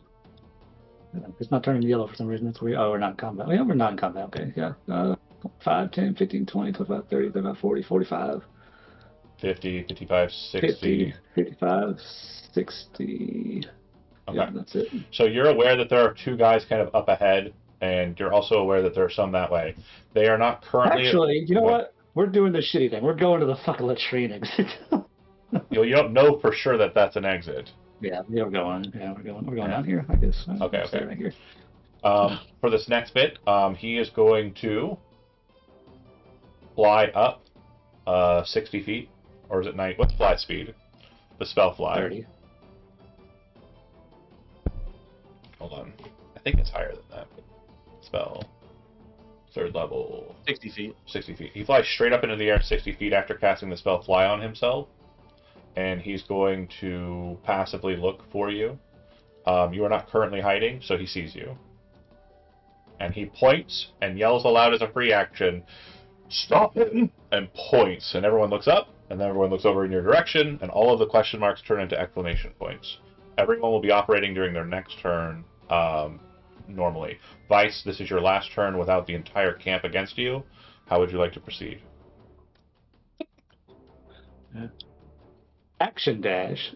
Yeah. Okay. No, So actually, action. I don't. Is my wings popping? My wings, is that action or bonus action? I don't know. Dragons are weird. Featured. That's Draconic flight. As a bonus action. It's bonus action. Okay, yeah. So action dash, bonus action, wings. I guess that gives me 60 feet of fly speed. I'm not sure. So. Double checking the dragon flight. You go to your speed. So yeah. Okay. Yep. So you're gonna fly up and over. Up and over. Okay. Well, actually, I guess I could just fly. If the door's still open, I could fly right through the fucking room. You can. Out the window. The door was left open. You never said you closed the door behind you. So if you want to fly straight into the little tower and then straight through the window, you could go 60 feet straight through. Or you can. Well, would that provoke opportunity attacks from these two? They are currently active, so they do have the reactions. They do look like they're the normal infantry, though, so the attacks won't be massive attacks. They'll just be the spear attacks, like the ones Liam was dealing with out in the forest. Do you want to risk it for the biscuit, or do you want to go up and over? Up and over, you'll lose about 20 feet. You'll lose about 20 feet to get over, so you'll only move 40 south. If you go straight through... Let's just go through. Okay, so they're going to go ahead and both make their opportunity attacks. No. Sphere. Sphere. Another one gets me off the map. Just visualizing a rocketing speed velociraptor going shoom, claws. And you'll be plus 20 at that point too, right? So just move yourself to the edge of the map. If you... No, so it's literally gets 55 feet is all the way to the edge. I can't have a dead body in the way now. Oh god, no, that's actually a living body, but it's up above. Oh. Okay. I'm actually 5 foot off the map. Yeah. Into the tree line. I'll say, yeah, that's absolutely fine. I just need to check something here. So he will have you in range for the spell that he's going to try. 120 feet. If you know, you know. Okay. So Fireball. you bolt. The guards up top will fire their crossbow bolts, like they try to do to Bai Lian. You're not prone, so they have normal shots here. I think that hits. I don't think that one does. Wait, the crossbow guys got opportunity attacks, or is that just regular No, attacks? this is their turn. You're done with your turn. They're shooting behind you. They were made alert. Yep. 5 damage. And then the wizard will point his staff in your direction, and yeah, you guessed it. I'll cast Fireball. Obviously, it's not right there, but he'll also move 60 feet in your direction, so he will be harrowing you. Go ahead and make a dex saving throw.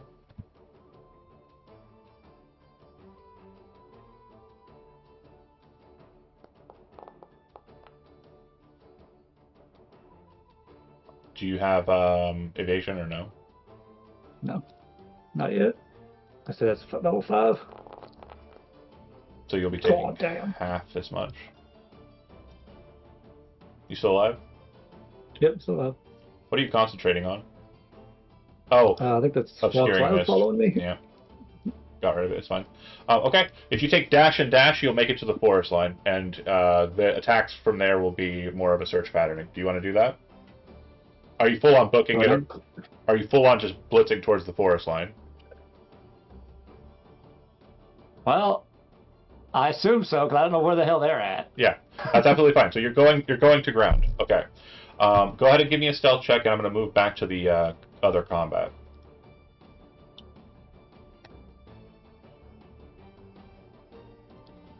All right. We pick up right where we left off. I just need to add a couple of birds. Bear with me here for a second.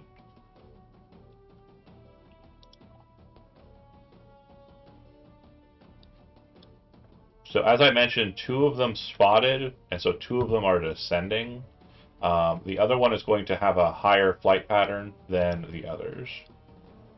I will show you what that means here in a second. So this bird is descending down. It was moving towards glide. So it's currently maybe 10 feet off of the ground there. And this one is also moving on glide and would be about 5 feet off of the ground there. Like it's coming into like smash into glide. This guy back here is the one who didn't spot. And he's probably about 30 feet. So he's cups to the tree line, like he's in the forest underneath and can see you. But it looks like he's kind of like holding back and being like a bit more stationary. I'm going to remove these assholes. And then I'm going to add these assholes.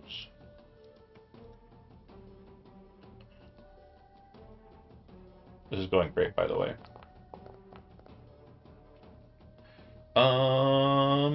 Okay. Everybody's on the docket. Glide, you're first up. And Bailean hid, so you are currently hidden. Okay. I'll add, I think there's a thing here. They're a very long way away from me than I expect. Yeah. I mean, the 2 that are kind of closest to you are a pretty good distance. The only one that's a little bit higher elevation is the one that's further back, about 30 feet up. So I don't imagine they're landing anytime soon. Typically, when you have the advantage of height, you don't toss it away unless it's taken from you.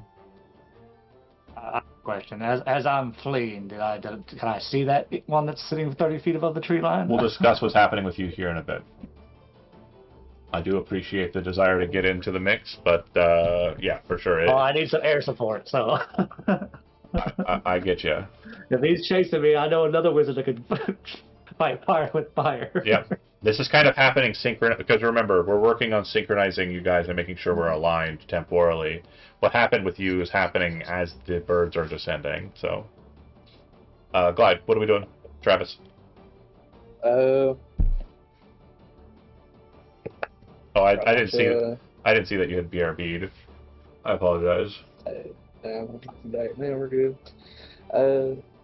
Let's see. This one, it looks like it's going to charge me. Yeah, the birds are coming towards you because they saw you because of the guiding bolts. It looks like they're both heading towards you in your direction. The one that's on the northern end is about 10 feet off the ground. The one that's on the southern side is about 5 feet off the ground. And just imagine, you know, when you like see those videos of like eagles coming in and like snatching shit up, you're basically the lamb on the side of the cliff face that they're coming in to like grab and then fucking drop. They're not going to fight you. They are literally going to pick you up and throw you around like you're nothing.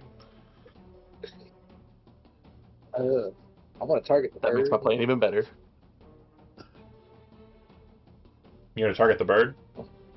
Yeah, I'm just going to try to guiding bolt that one. Fucking war crime. Okay, let's see it.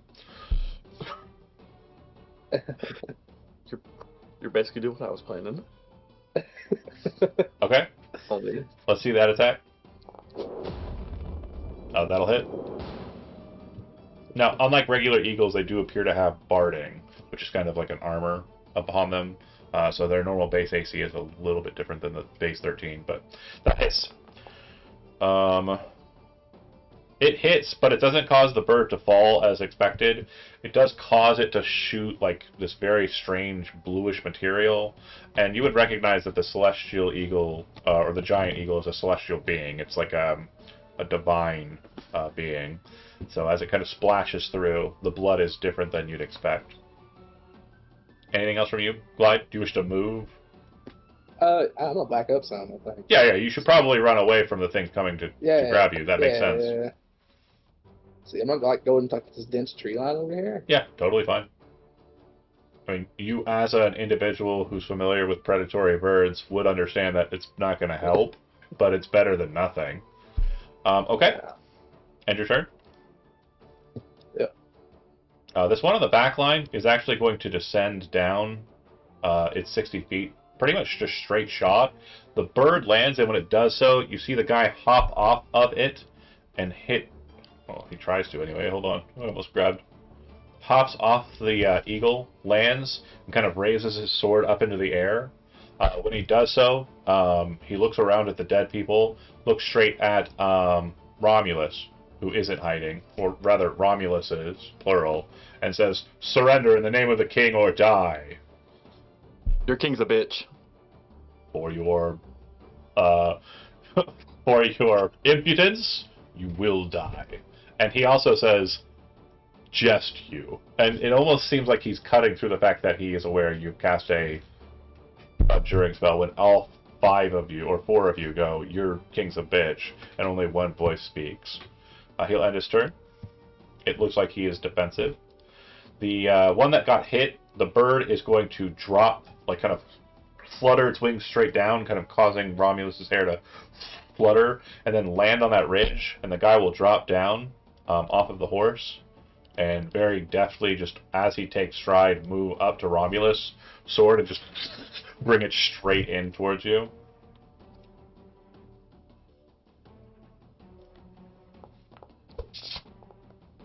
Oh.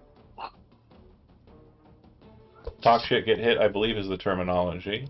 We should know better, Brent, by this point. First attack will definitely work. Let's see if it actually just does you, but hold on. You have to roll to hit one of my illusions. Yep. So it is... Can you click the spell? I think it'll drop it down, the opportunity for that. Yeah. Roll. So, a roll... if any of those dice are a roll of 3 or higher. Oh, for each of the remaining duplicates. Okay, cool. So then that will get rid of 1. So you are down to 2 duplicates. Lucky. I will get rid of duplicate C. He absolutely cleaves the shadow Actually, in half. I will add duplicates B and C, and duplicate A will be removed. Cool. Yeah. Obliterates it. By Leanne, you are hidden, meaning if you move out and attack, you'll have advantage on your first attack. Okay, well, I'm gonna go belt off into this guy here then, and Yep. come out of the shrubs and go beat on him. Coming out of the shrubs, beaten off. Love it. What? Yeah, well. He's not on the what's it? Abstinence orders. So advantage. I didn't vow abstinence. Either one of those hit? Yeah, both will miss. I only see one. Well, it rolled it twice. It rolls 2 dice, so I don't know Oh, why. because you had advantage. Gotcha. It misses. Go ahead and make your second attack with your bonus action if you want to use it for that. No, hit, damn it. Man, dice That'll are being miss as well. pathetic. Change the Okay. dice. Change them. Change their color. Romulus, you're up. Fireball still works here. If you can center it right, you might be able to get the bird and the man. It's up to you how you want to do it. Or if you want to cast something different, that'd be cool too. I have a couple cool things I want to try, but Let's see it. Fireball's my main thing right now. It so I is think pretty it's Gucci, yeah. Probably, but this would help pretty good. Actually, I'm going to try this first. I'm actually really surprised at myself. I feel like we packed a lot of content into this first 2 hours so far. I thought we were much farther along, but we still have a whole hour left. Very I'm cool. gonna cast Blow Oh, on okay. the 2 knights and the eagles. The knight in front of me is getting a 1, because fuck that guy. Okay. Can you go ahead and give me place measure template? Perfect. Okay. It's choice characters, so Leon will not be targeted. And then it's wisdom saving throw. Bird number 1. Yeah. Bird number 2. The knight in front of me gets a 1, so he auto fails. And then this one right here, I'm hoping his wisdom is less than a 2, because only other number I have is a 13. Bird number 2.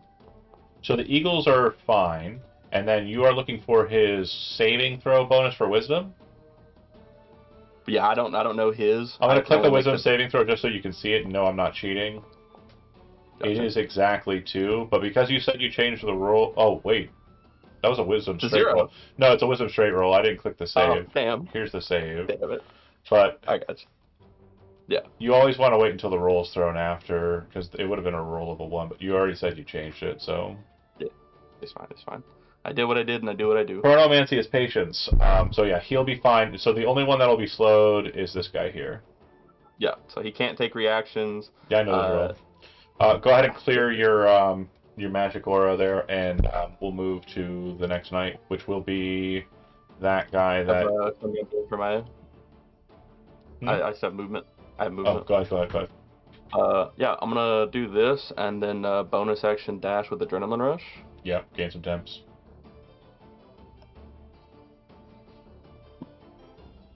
Feature, Adrenaline Rush. I forgot to target myself. Oh, can I? Thank you.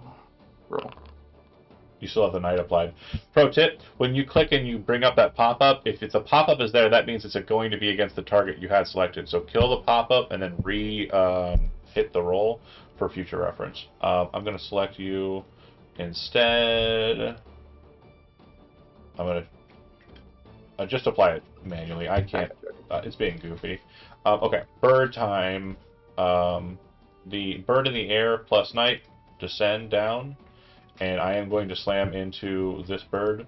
Using the bird, I am going to make a rend attack.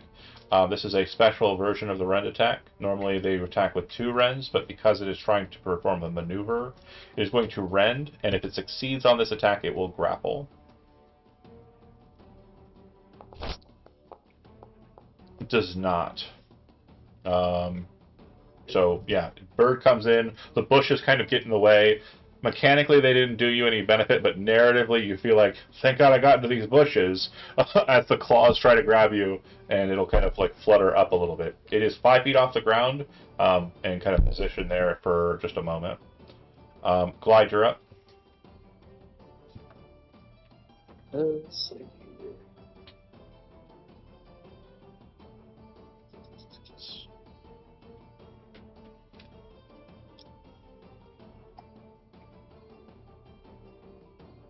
Measured.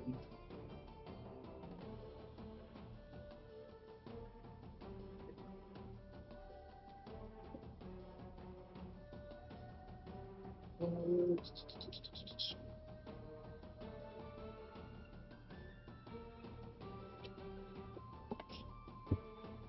going to teleport myself Okay. 30 feet. Misty steps using the dagger. Yep. Because it's an Yep. item used, it doesn't count as your spells for purposes of spell casting. Step over here. Hear me trying to run.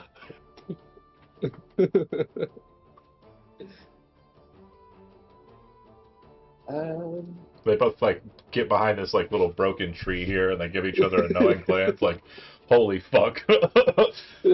I don't know what this plan was. It's a good plan. That's a good plan. Trust. Yeah, trust. I'm gonna see, can I hit both of them with this?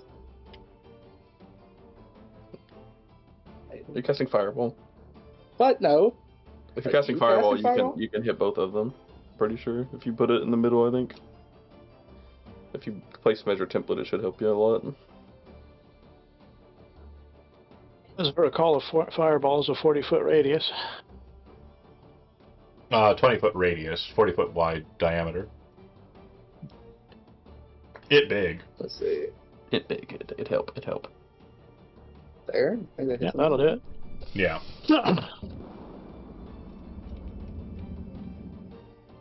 All right. The bird, who's just trying to be happy. And it's now crispy. No, it's saved. If anything, these guys are really good at making saving throws. Like, that guy is not, though, unfortunately. Except for him. Good old Jim. He ain't no good at it. And that one isn't either. And then go ahead and give me the damage, please. You don't have to target them all. I can select. All the ones are considered a 2, so it's just 1 extra damage. The first giant eagle succeeded. Everyone else failed. Okay. I think it went for the wrong bird, but whatever. I'm just going to leave it. It's fine. Okay.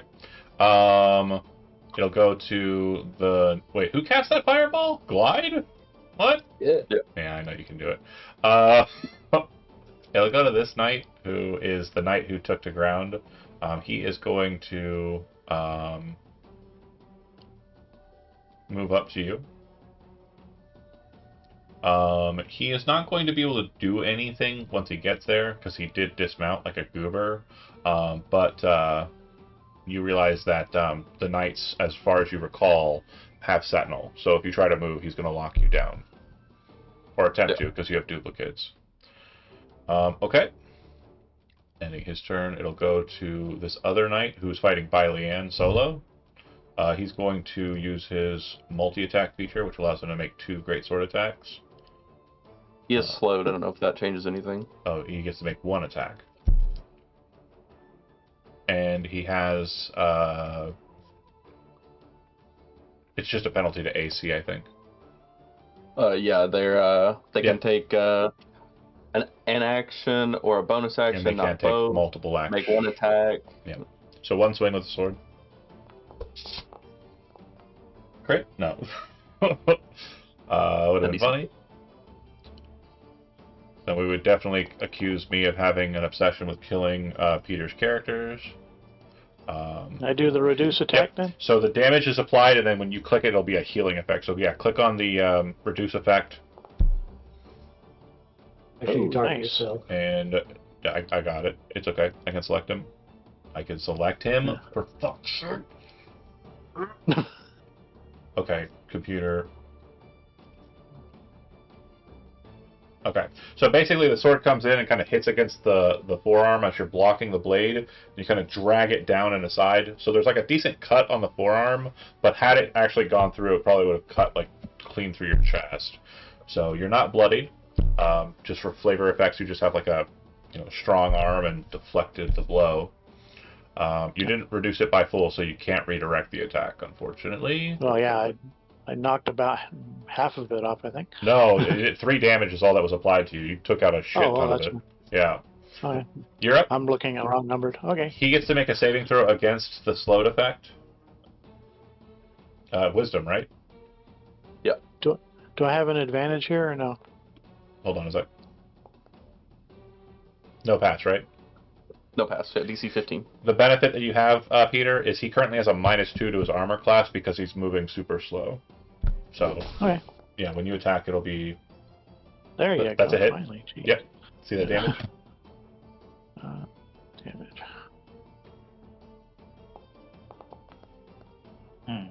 Feeble. Thanks. It happens. I'm just having a really bad day on rolls, man. I've noticed. Oh, That's going to miss. ouch. Yeah, so, like, you kind of operationally saw his maneuvering, like, in that first thing, and now it's kind of moving slower. But as you throw the punches in, you realize that the main thing that's stopping you from harming him is that armor. And you're kind of trying to think on how you can get through it. And hopefully you start rolling better in the next turn, so we can narratively describe how that happens. Just give my turn. I sure did. Oh, Okay, so go out for the can knight. I still maneuver? Yes. Can I still maneuver? And he can't take Okay. reaction, so you can move away from him, and it won't provoke opportunity attacks. Well, I'm kind of flipping backward, and my next thing is going to be going airborne. Oh, for sure. Yeah, if you want to take it to the air. Just Superman. Hell yeah. So Well, yeah. I'm narratively, I'm describing it as, like they see in anime when they're doing air step. Yeah. Like They just Sanji bouncing from backwards up in One the air. Piece. Oh, pause for a second. Do you want to hit there, or do you want to hit the... Oh, I guess you don't want to... Yeah, that's fine. Okay, let's do that. Go ahead and give me a damage roll.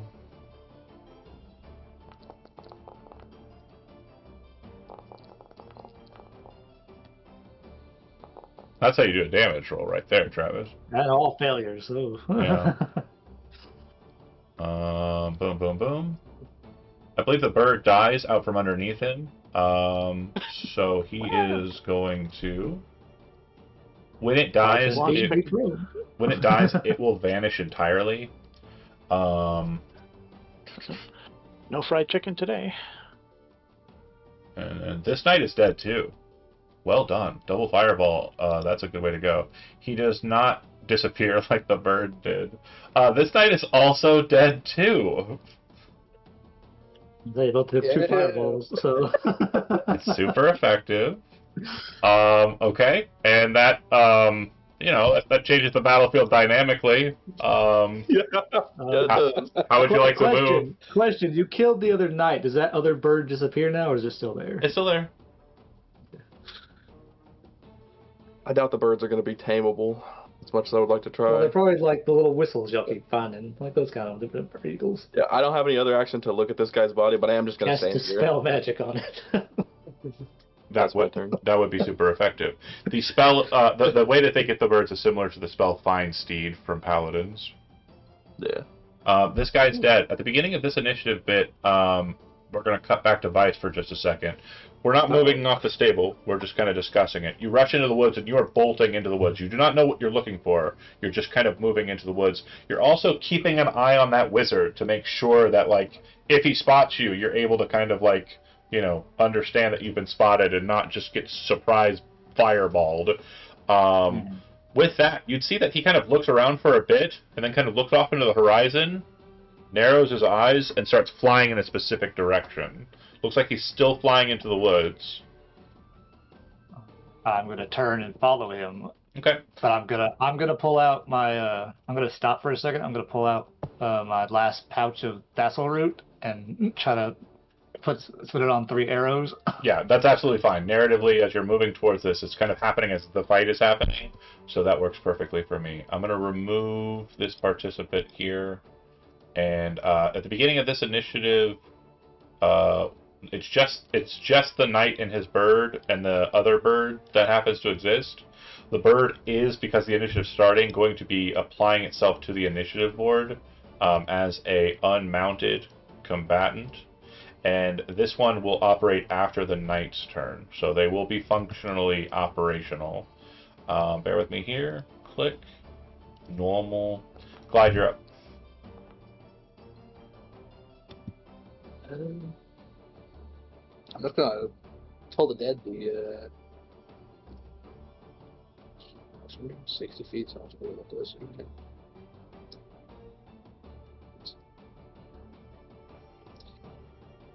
Back up some. It's a little more safe now.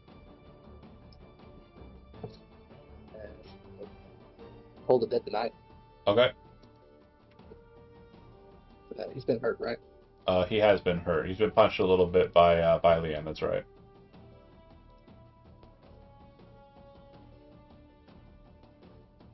Mm-hmm.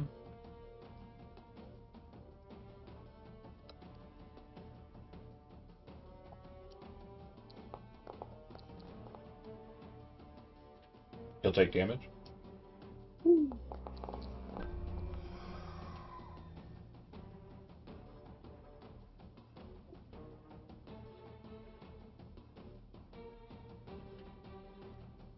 He's bloodied. No, he's not. I lied. I'm a liar. Okay, done with your turn? Yeah, I'm just gonna back up some more. Okay. And then end it? Yep. Cacaw. Or could be bird.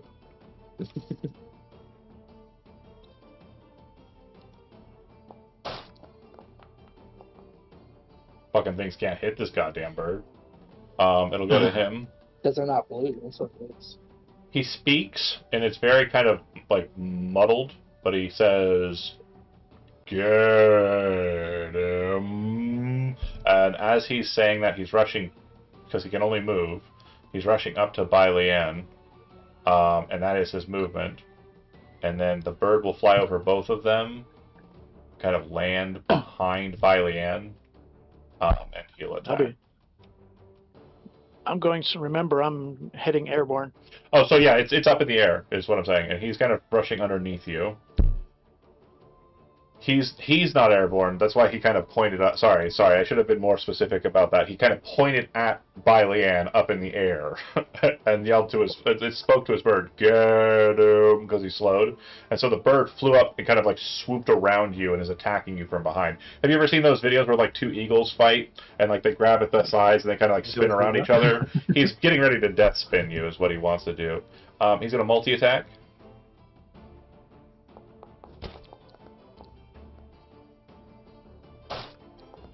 First one will hit. Second one will miss. Damage on it is going to be that many. Go ahead and give me your reaction, please. I can get off. The fuck? I don't want. There's a dice was. The dice was like right over the thing. I couldn't roll it. Yeah. So it looks like you are again doing really well on blocking these guys. Go ahead and give me a Redirect to the bird. You could technically redirect it into the bird if you wanted to, but it's up to you. How yeah, I'm going to do that. It costs a focus point to do it if you want to. Sure, I'll do a redirect into the bird. I got to target the bird, right? Yep. There. And then the bird will make a dex saving throw. So I got to roll. No. Yeah, go ahead and click the damage for me.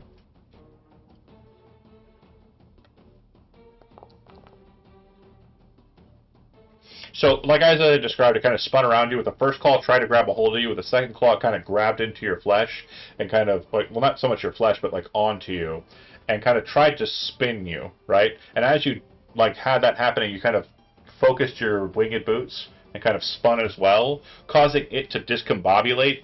And as you kind of come back around full circle in a 360-degree spin, the bird's wings kind of flap against itself. Its own body kind of twists and contorts, and it lets go of you and kind of like throws its wings out to kind of catch itself in midair as you kind of like lock into place against it as you're like slowly drifting in the air watching it.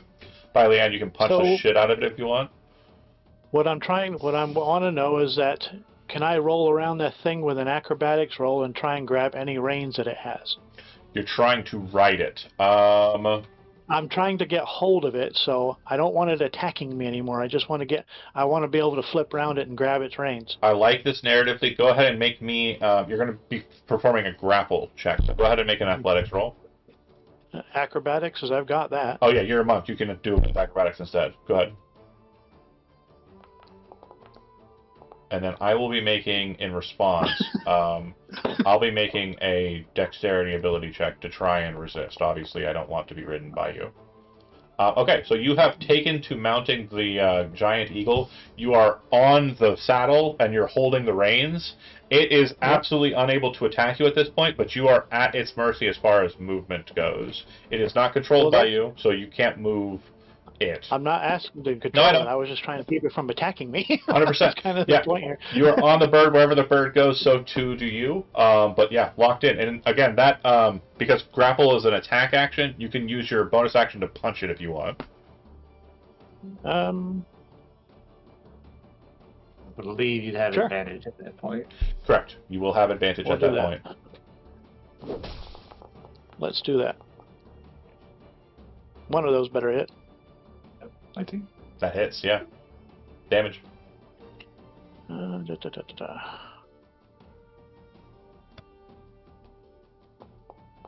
Skill trick, climb onto a bigger creature is what we just did, by the way. For those who are curious, skill tricks. It's from Advanced Ability Checks. It's a book on DM's Guild. Check it out. I wrote it. Solid. You just kind of like get onto it, got the raid, so you kind of do one of these like in the back of its neck, and it's like when you kind of just give it a nice little in the back. Okay, that's it for Leanne. Romulus, you're up. Fireballing the bird up above you is probably a bad idea. Yeah, I'm just gonna chromatic orb at the. Well, actually, the shout first if you're going to do that. Then I'll jump off and you can fire. Fly off as it explodes. Just a bunch of feathers and explosions, and he's just like cool guy flying into the air. Does like a backflip for no reason. The flight's still active. It's Yeah. active like all I the know. time, so I can. I know, but you're obviously going to make it look rad. Like, Of course I am. That's the what I'm doing. whole- All this doubles? acrobatic. We got doubles, folks. What does it do for Chromatic Orb? I forget. It launches to a target within 30 feet of him. That can be the bird, or the knight, or the bird or the bird. Either of the birds. Yep. Yeah. The one bird is mounted, and This one is I fighting. know- What? I'm gonna fire at the one that's fighting. It's Okay. closer. Let me cast it. I just hit attack. Oh, I forgot to Yeah. roll my wisdom saving throw to see if he was still slowed. Sorry.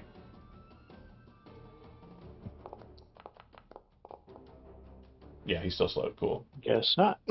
So then damage for the bird. Yep. And it bounces again if you roll another double, right? Yeah. Didn't get one though. Sadly. This'll, like, when it hits the bird, there's like a brief kind of burst of feathers, but all the feathers turn to blue energy, and the whole of the bird just kind of becomes this bluish material that splatters on the ground as the summon is dissipated. It did 10 to him. He's not dead, but he's hurting, hopefully. Mm-hmm. Okay, so before this, Yeah, I got before this I got next the bird initiative, distracted. Go take the knight. Yeah. before this next initiative docket, I need everybody on the ground to roll a perception check.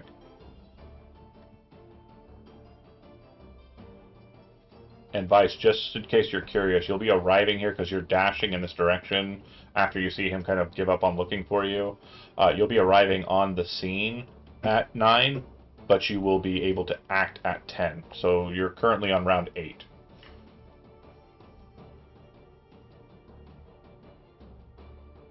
Romulus, you're of a mind like you're kind of paying attention. I need a perception check from you too, Leanne.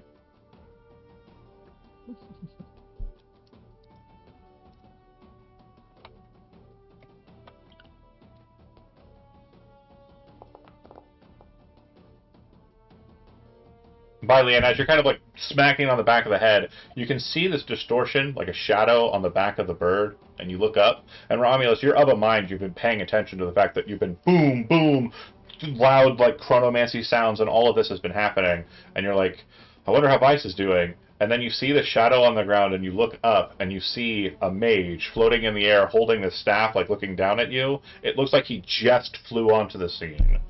So he is basically what I just described for Vice. He literally just arrived using a dash to move 120 feet, and so during the next turn, he'll be able to operate, which will be the last turn that Vice is running here, and then Vice will be on the next initiative, adding to the scene. Okay? Does that make sense for everybody? Bit complicated, but want to make sure.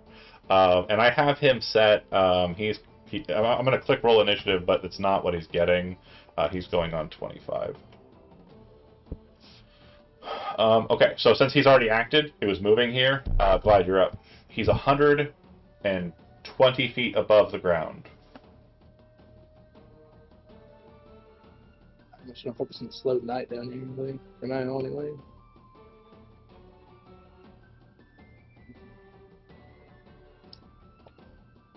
Just gonna try to punch him. Yeah, give me them claw attacks. Yep.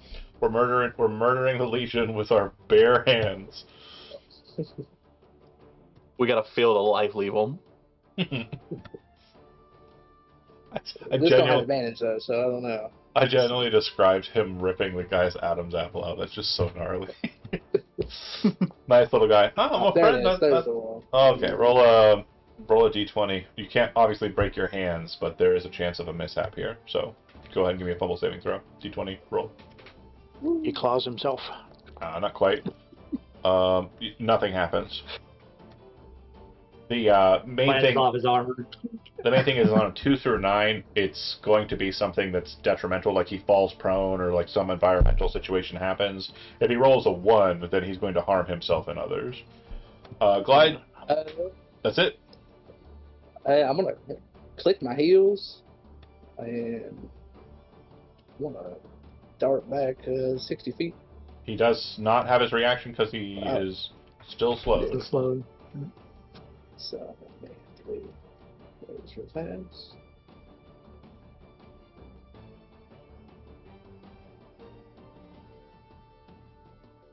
How many of those boots of speed have I given out? Like 3 pairs. Maybe 2. Dart this way. I think it's him and Rex that have them. Oh. Are we arriving from that side, John? Is that where I'm going? You're going to be arriving from the north. I'm arriving from above. I'll put you where you come from. Go. I stay over on this side. Like, I'm somewhere around his side, I would assume. What did you do? I have no idea what just happened. I didn't touch it. He wanted to come over there. Fly across the screen and back. It's got bungee shoes. I'm circling the area, guys. Don't worry. You know when like games glitch out and you just start like seeing like the model kind of like doing one of these? That's Vice. Everybody just sees Vice like, you know, interrupting the screen for some reason. Glitching reality. I am still slowed and everybody is not adjacent to me. I am really sad. I am going to move my full speed. I'm gonna get this fucking wizard even though I can't. Once I get to the wizard, I am going to make a wisdom saving throw, and I'm going to roll higher than a 10. I didn't roll higher than 10. That is the third one this guy has rolled on the slow saving throw. The third one. That's 3 ones I've rolled for this guy's slow saving throw. He just goes back in time. Like it's literally like the scene cuts, right? And it just shows him, and he's in the forest, but the forest is more like Jurassic, and a fucking dinosaur just smashes him. No, I don't feel bad, John. One of the games I was in a couple of weeks back, I was trying to draw 2 swords simultaneous, and I rolled double ones. It's like, Sounds like, oops. The bird is still active. The bird is going to fly straight up 60 feet, which will put us pretty much in line with the wizard at this point, Vilean. When it makes it up there, you'll see the wizard kind of like stopping as he moves very fast and kind of looks at you like very curiously. The staff he's wielding in his hand looks pretty sick. Have you ever played Soul Calibur or any of the Soul Calibur games? Okay, never mind. I'll send you a picture here in a second to show you what it looks like. But yeah, it's your initiative. You are on the bird. The wizard's there. You are currently on a planar level with him. How distant are we? Yeah, distance is exactly what it would be. So you're like, you are on the same elevation. I could jump off the bird and go build. I can go skywalking towards the wizard, right? Yes. Okay, I'll go do that then. I'm gonna go sky dash over to the wizard and go punch him a few times. Okay. So I guess I'll do that and do.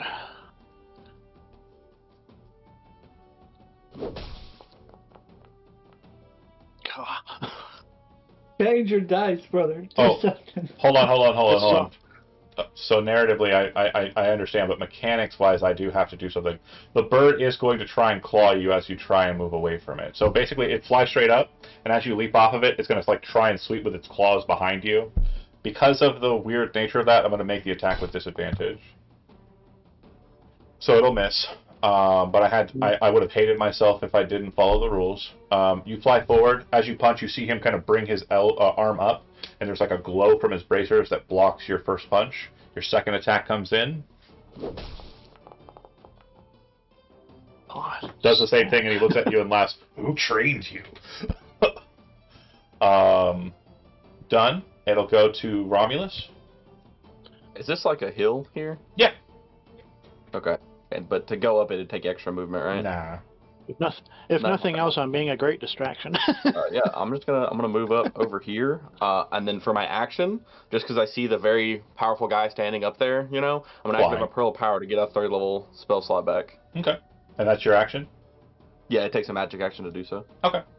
It'll go to him, and sorry, I clicked through you, or through me.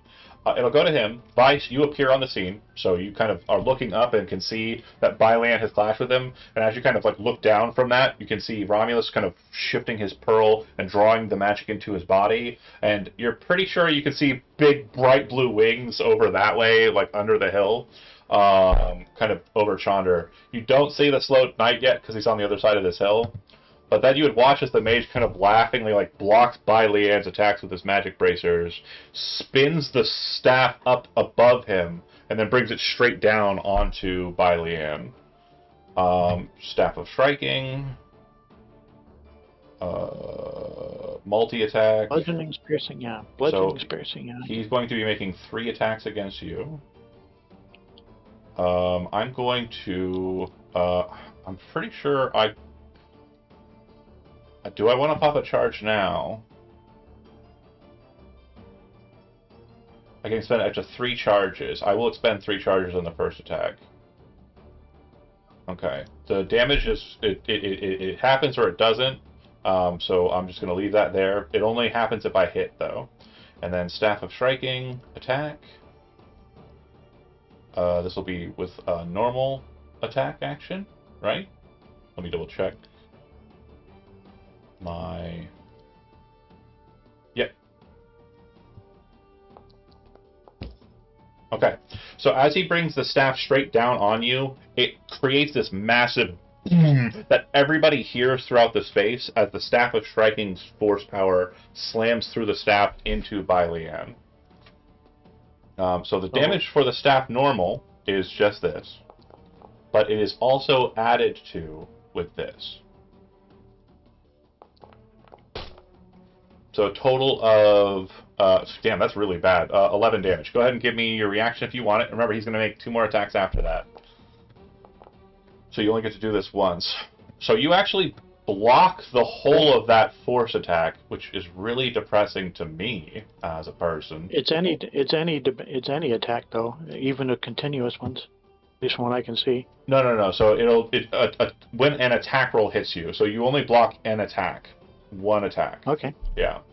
I thought you said he had a multi-attack. He does. Like... So he's going to make 2 more attacks, but you won't be able to deflect those, because it's a reaction to use deflect attacks. So you do block the first one, and that was the one to block because he used his charges on that. These next ones are going to do less damage. Sadly, I don't get to do the Dragon Ball Z flavored shit that I was going to do, because had I hit you, it would have sent you straight down into the ground. Unfortunate! But here we are. So he'll attack with his remaining 2 attacks. These are normal with no added charge benefit. That would have been the one to do. That would have been the one to do.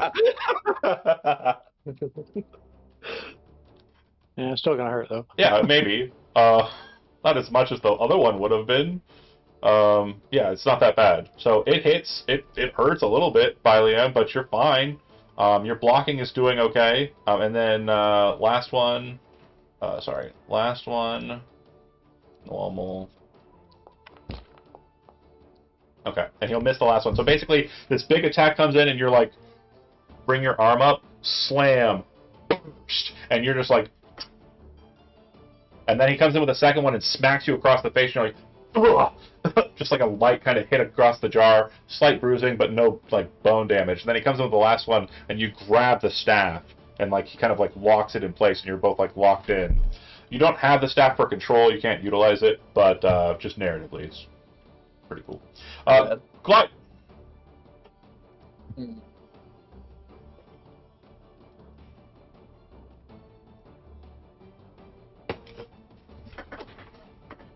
We're kind of making Bai Lian cooler than I think he actually is. This shit was raw as hell. Well, the guy isn't really designed as a frontline attacker. He's more of a cleric. But... No, he's about to be, though. This guy has a lot of gear that will be very sympathetic for your character, i.e. the Staff of Striking. I'm half tempted to change him to, like, the elemental type of monk. No. Which one did you go for your OOA? It was the hand. What was it? The open hand. Hand of Mercy. Oh, Hand of Mercy one. Yeah, that's not bad. Yeah, that's fine. Okay, what were you saying? Tyler, or Travis? Nothing. Travis, wrong to you. Sorry. We keep cutting you off during your description of what you're going to be doing. I'm an asshole. What are you doing, Travis? I know. I keep second guessing myself anyway, so it's fine. You know, it's helping me because I'm actually like waffling a lot over here. It's also just very hard to hear too. So Yeah, that's fair. So I'll fly up my speed. Or fly diagonally, I guess. With the boost of speed, can I fly that movement speed as well? It just says I get that extra speed. It says it's equal to your base speed. So hold on a second. Let me just make sure the wording for boots of speed. Yeah. You double your speed, so yeah, you would be able to fly that speed. Alright. Yeah. And they're 120 feet up, so shoom. If you can move, how much can you move? 60? 60. If you Yep. dash, you can get to them. If you want to go into melee. I'm not wanting to get melee. Okay. Then yeah, if you want to Most of my fly, spells ain't you that can range. elevate, and you can also kind of like move at the same diagonal. I'm not going to try and do the Pythagorean theorem to figure out exactly what that objectively would be. That's not me. That's not the way I roll. So yeah, you shoot up 60 feet. You're 60 feet above the ground, and you're 60 feet below the mage and the monk fighting. Anything else? Guiding bolt. I don't know if this is working out. Can I try to blind the guy? Blind deafness? Yeah, if you got blindness, deafness, shoot. It's a con saving throw, right? Yep. Yeah, you definitely pick. targeted. Yeah, you have the night target, but it's okay. I got it. You definitely picked the right saving throw to throw against this guy because hit points is not this guy. So like as you're fighting him and you kind of block and kind of get swatted across the face by Leanne, he's kind of like less cocky than he was initially, and then you can hear like these loud bird wings beneath you. You see Glide shooting up, and as he's doing so, he's holding his holy symbol out in front of him. It sends out this blinding light that smacks the mage in the face, and the mage is like, ah! Just can't see. You went for blindness on him, right? Yeah. Okay. He is so blinded, and that will be your turn, right? It'll go to the knight who is slowed. I'm very much not understanding the whole combat because everything's moving a lot faster than I ought it to do, and he's going to run up and chase after this fucking mage. When he gets up there, he's going to make his wisdom saving throw against slow. And I swear to God, if this is a 1. Okay, good. We're out of the fucking slow town. You were literally just dragging this guy around, dog walking his ass around the fucking forest. Go ahead, take a shit, little buddy. Fuck you! I can't talk faster than this. Bye, Leanne. You're up. all right, hit something this time. How many focus points do you have remaining? I You spent 2 so far, I think. think so. Yeah. It says 2. It says 2. 2 of 4 remaining. Okay, cool. So if you wanted to, you could flurry of blows him, so you get a 3rd attack. Yeah, we'll give that a shot. Okay, go ahead and make your first attack.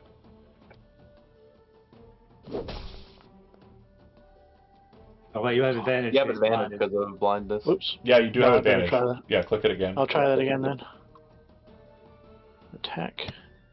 Advantage. There we go.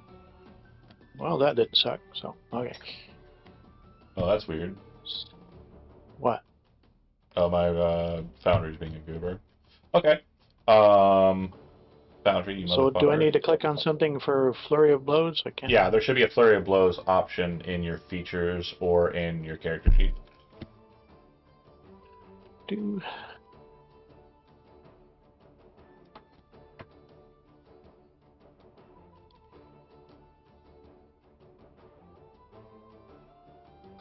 Oh, I can Sorry, I'm find it. refreshing my Foundry, so bear with me here too.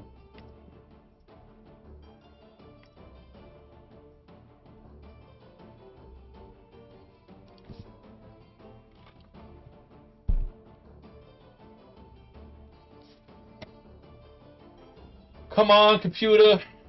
Computer, I got healer. No, that's not it. make all my players super gay and horny. It's not working. My computer.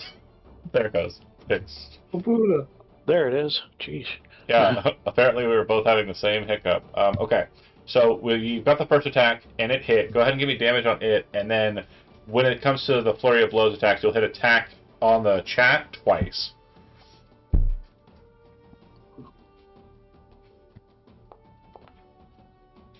Yeah, and because I can't see you, I can't react to you punching me in the face. Because shield requires me to know the attack is hitting me. Okay, so yeah, in the chat there, if you hit where it says the big blurb of Monk's Focus, if you click the attack button in that, and then click it again, it'll drop those attacks. Hell yeah. And it does it the cool way with the that'll hit. Even though, yeah, that'll hit exactly on the nose. Guy has 17 armor class. Yep. I need to roll more damage or what? Yeah, that's good on the damage. Go ahead and give me another attack, though. Yeah, just scroll up in the chat and then click attack in Monk's Focus once again. Yep, you got it. Hell yeah. Oh, these should be made with advantage. Fishing for crits. We're going to say that hits. Go ahead and give me 2 more rolls, though, for the attacks. Just click the attack twice more. Sorry. That's my fault. I should have said... So I should hit it. So I should hit advantage when I do the attack? No, just normal, because we already rolled the 2 rolls. We just need 2 more d20 rolls to see if you got a crit or not. No crit there, and then 1 more.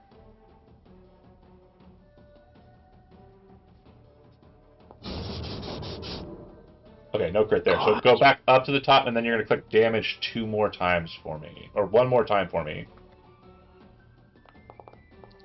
And that'll do it. Okay, cool. Thanks so much.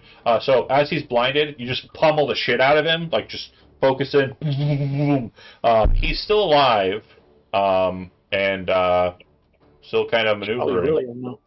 Still really annoyed, I'm sure. Oh yeah, blinded and beat the shit out of. Not having a good day. Also, his super cool, I'm gonna throw you to the ground with a, Super Saiyan attack didn't work. Romulus, you are up. Okay, 2 questions. Does being blinded make you auto-fail dex saves? No. No? Okay.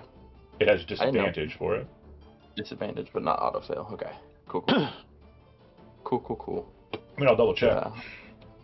I didn't know. I just wanted to ask because it was depending on that if I wanted to do certain things. Fireball. Blinded. A blinded creature can't see and automatically fails any ability check that requires sight. Ability check, not saving throw. Not saving throw. Attack rolls against the creature have advantage, and the creature's attack rolls have disadvantage. It actually doesn't have disadvantage for its dexterity because of this condition. Even better. So then this knight in front of me, looking at this guy. Yeah. He look hurt or? He's bloody. Okay, I don't think I'm going to be able to kill him unless I hit him with a big spell. Just out of, my luck. Or do I want to tempt my fate on wisdom saving throws? Fuck it, I will. Fuck this guy. And his wisdom. Make me a wisdom saving throw, please, good sir. Bro. I swear to God. Damn, if only. If I had rolled a 1, I would have fucking did a flip. Wait, you should have used your damn dice and made it a 13. No, you already did that. You can only do it once. He would have still passed. It's a DC 15. Command has failed, and then anything else? Yep. Let's see. I don't think I have anything else, because everything else is in action as well. So I'm good. I'm going to try and kill a player character. Might as well be Peter, as we've already done this before, so the relationship's good. He is going to put both of his hands together in front of you, and you see, like, bluish energy forming in his palms, and I'm going to launch a cone of cold directly into your face. I guess I can't deflect that, so... No, certainly not. So. Oh, God. Nope. Yep, it missed. He fucking doesn't know where he's shooting. You shut your face hole. Place measure template. Rotate measure template. Click. He can't see. It's all right. Measure. He knows where the punches are coming from. Okay. I'm gonna say. It's his own bird ally. I'm going to say that, Travis, I'm going to need you to roll me a 20-sided dice. If you roll a 5 or less, the cone is going to catch you, because it is a 60-foot long cone, so it'll be angled down instead of up. Trying to be the most fair here, folks. 5 or less, you're good. Hey. Okay, so the bird needs to roll a save too. Well, it's a con save for a cone, but yeah, the ice is like directly above your head, Travis, above Glide's like feathers, and so your feathers are kind of like getting a little bit frosty on the top. For you, Peter, go ahead and give me a Constitution saving throw.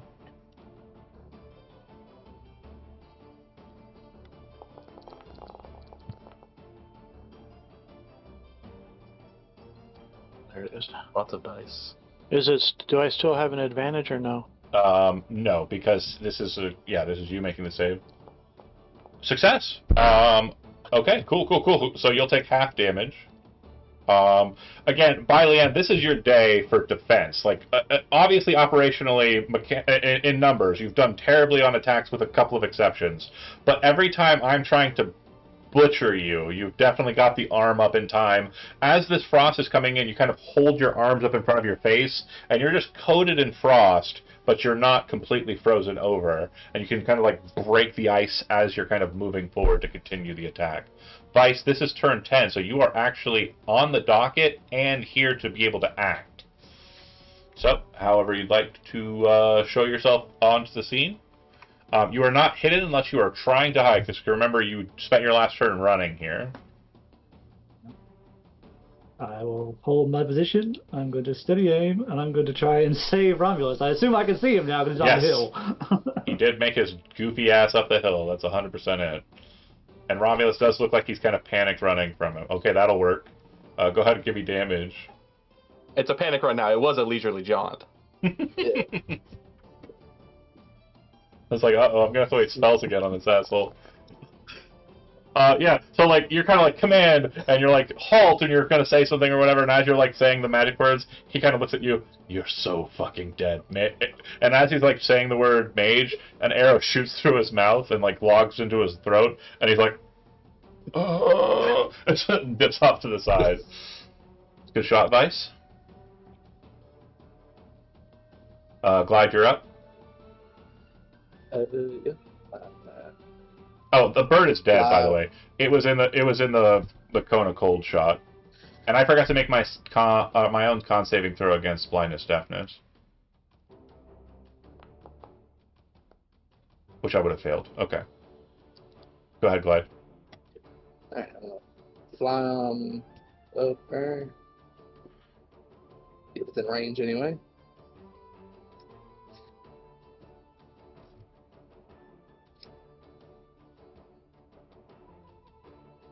To healing word. Okay. Assuming he's hurt a little bit after that. Good hit there. Ain't gonna be much, but it's something.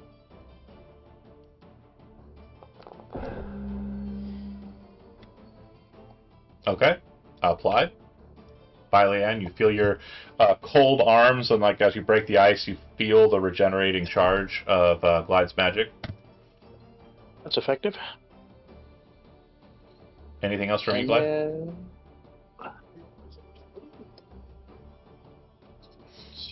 Okay, I got an emergency situation. I apologize. I gotta use the restroom real quick. This came out of nowhere. I am so sorry. I'm gonna give you the time that I'm gonna waste in just a moment. Back to you. Pause for a second. Be right back. Thank you. Hold on. All right, Brent, I got him off your back. Do something with it. The downside is every spell other than Fireball is within 60 feet. Yep, that was my problem too. That's why I was like, oh man, I hope Glide can just pick me up and take me up there. I almost can. Do I need to do this? Do I need to dash and fly over and pick your ass up and fly you up 60 feet? I don't think you can carry me though. I thought Fireball was 120 feet. Fireball's 120 feet, yeah. The other Get stuff out was of the way. gonna He's make it blind. Move. I was gonna try to hold person him so he becomes paralyzed and falls out of the sky. Well, that's what I'm about to do with my arrows. I got my tassel lead on my arrows. I'm about to, he's got a low con save. So John's like, that's the best one to do. I'm like, yes, baby, finally I'll use these fucking arrows. These ponies that I wasted 8 fucking downtime points to make, I can actually use it. Yeah. I can't use any other concentration spells. So Okay, so I've got 2 fireballs on me. Well, 3 fireballs on me that I can use, including the one from my hat if I can make the save. So hopefully we can kill him with that. I could told dead him. Yeah. Yeah, no, You could hold no that. AOE attacks while I'm standing in the middle of it. Don't worry, I'm behind you. You'll be all right. Well, he is blind. You can punch him a couple times and move away without him being able to attack you. I think. He can try to attack you. He just I don't. has He's advantage. can't. His advantage. Yeah, I'll be right back. Hear my door going off? Everyone go to the bathroom. Bathroom break.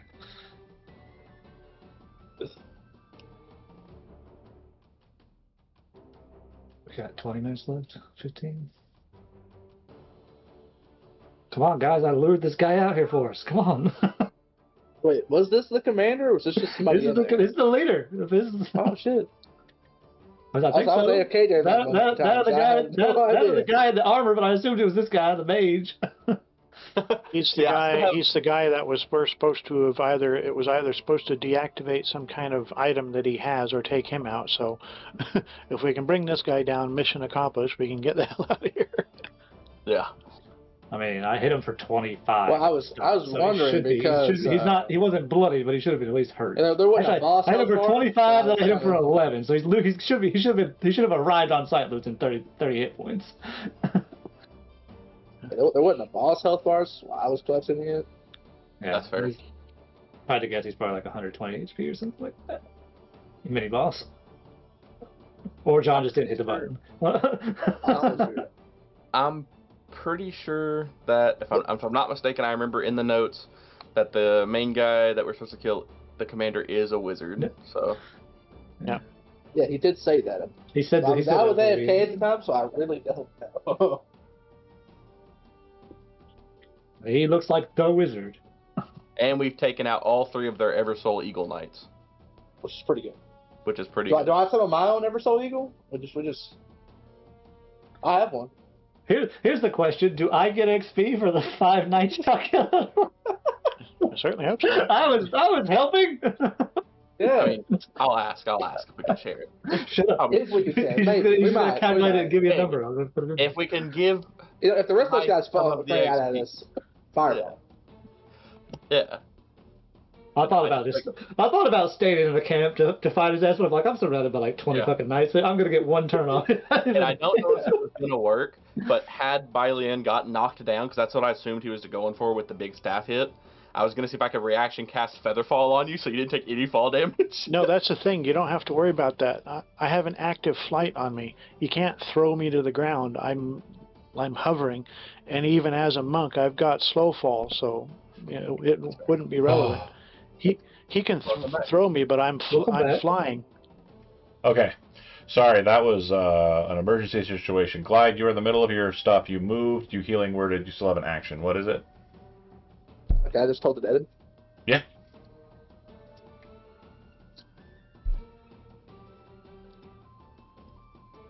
And he got punched earlier, if I'm not mistaken. So. Mm-hmm.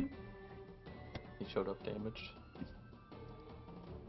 Vibrating monk going bong. He'll succeed. Okay. Bailian, you are up. Punching. Well, You have one more focus I'm gonna point. wail on him some. Do you want to flurry if you want to? Just saying you got one more point left. So do I need to hit that button first? You can. Honestly, if you're just doing all unarmed attack, it's fine to just use them all from the same trigger. That's fine. So you'll hit the attack, normal, attack, normal, attack, normal, just through all 3 attacks, and then just do damage. Advantage because he's He's still blinded. Yep. So make that attack again, please. And then when you make your next 2 attacks, do so with advantage. That misses still, so then 2 more attacks, and these are with advantage.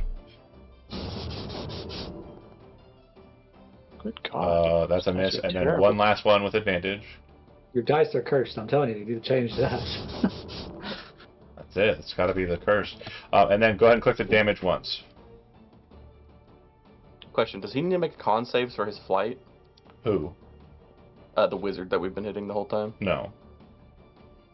Because I know fly is a concentration spell, so I wanted to check. Yeah, sure. It is for him, but he's not flying because of the fly spell. He's got a cape. No, he is. I'm sorry. Apologies. Hold on. Let me clarify. Yeah, he does. He is flying because of the fly spell. 100% correct. But he is not making Constitution saving throws because he has. Where is it in features? Why isn't it in features? Yeah, Warcaster. He doesn't. Why doesn't he have it? He should be making them with advantage, right? No, that's not it. He's not. Con saves with advantage? No, he's not supposed to make them at all. I don't know why he doesn't have the feature. King's Legion Mage. It's on my God's arc. cheating when y'all get it. It's fine. It's on my Archmage. Yeah, DM's cheating. I'll give you some extra experience. But no, he's supposed to have a thing called King's Legion's Mage Court. But all the King's Legion's mages don't give a shit about concentration rolls. All the King's Legions and all the King's Men. 100%. I want to learn that. I want to learn I that. guess I'm done here, so it's... Yeah, that's it. Right. Romulus. Yeah, he's still 160 feet up, right? 120. 120? Okay, sorry. You could fireball yeah. him if you wanted to. Yeah, I think that's about the only thing I have the option for, so... Yeah, that makes sense. Kind of detonate it behind him, so that it catches him in the fire and does not catch fire. Throw it above him, so try to knock his ass to the ground.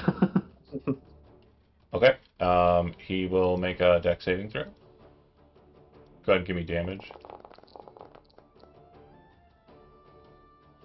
Passes.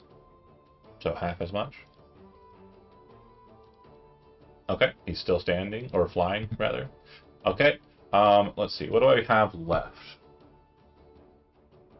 So Bailean is currently not, he can't see. So Bailean's the only problem that I'm cognizant of enough to be able to target. I dodge. I guess no, there's some... Oh, no, I guess I can't do that. I guess I'll go big. I'm going to use Banefire. Targeting Bailean. I have disadvantage because I can't see you. But it is not a prerequisite for me to be able to see you to cast Banefire.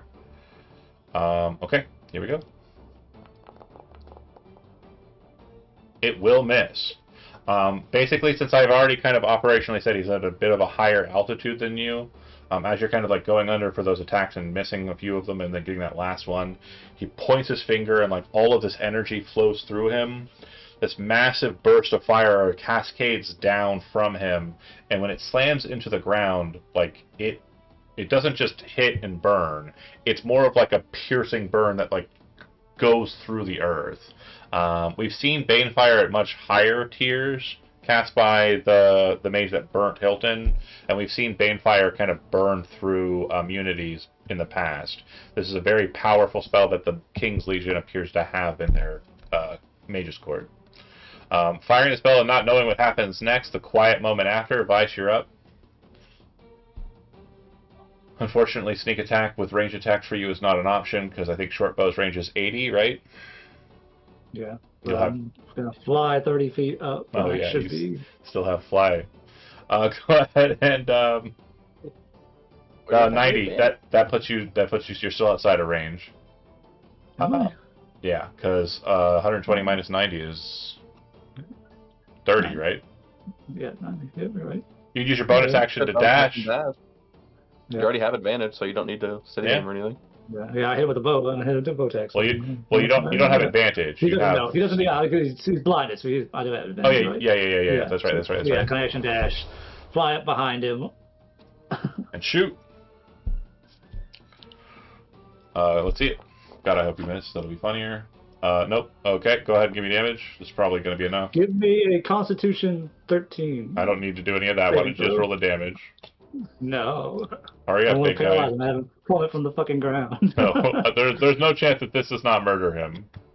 There is 0 chance an arrow fired from Vice doesn't accidentally just butcher him. Yeah, he had 9 hit points. He dead. Okay. So he will, once hit, kind of like, ah, and his eyes kind of like still kind of blinded over.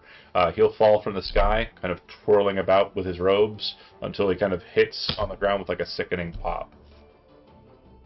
Okay.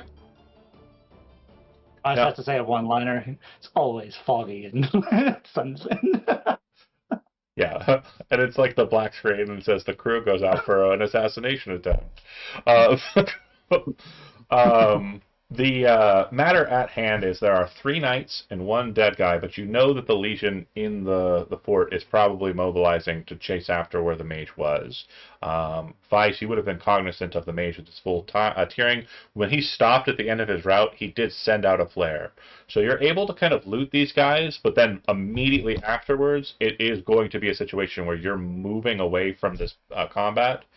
So I'm just not going to discuss the loot on screen. We're just going to go ahead and end the session as the assassination attempt was successful due to the mage's arrogance and him thinking that he could kill you on his own, chasing after you, and you were able to disrupt the fort. So mission accomplished. Thanks for watching, those that did.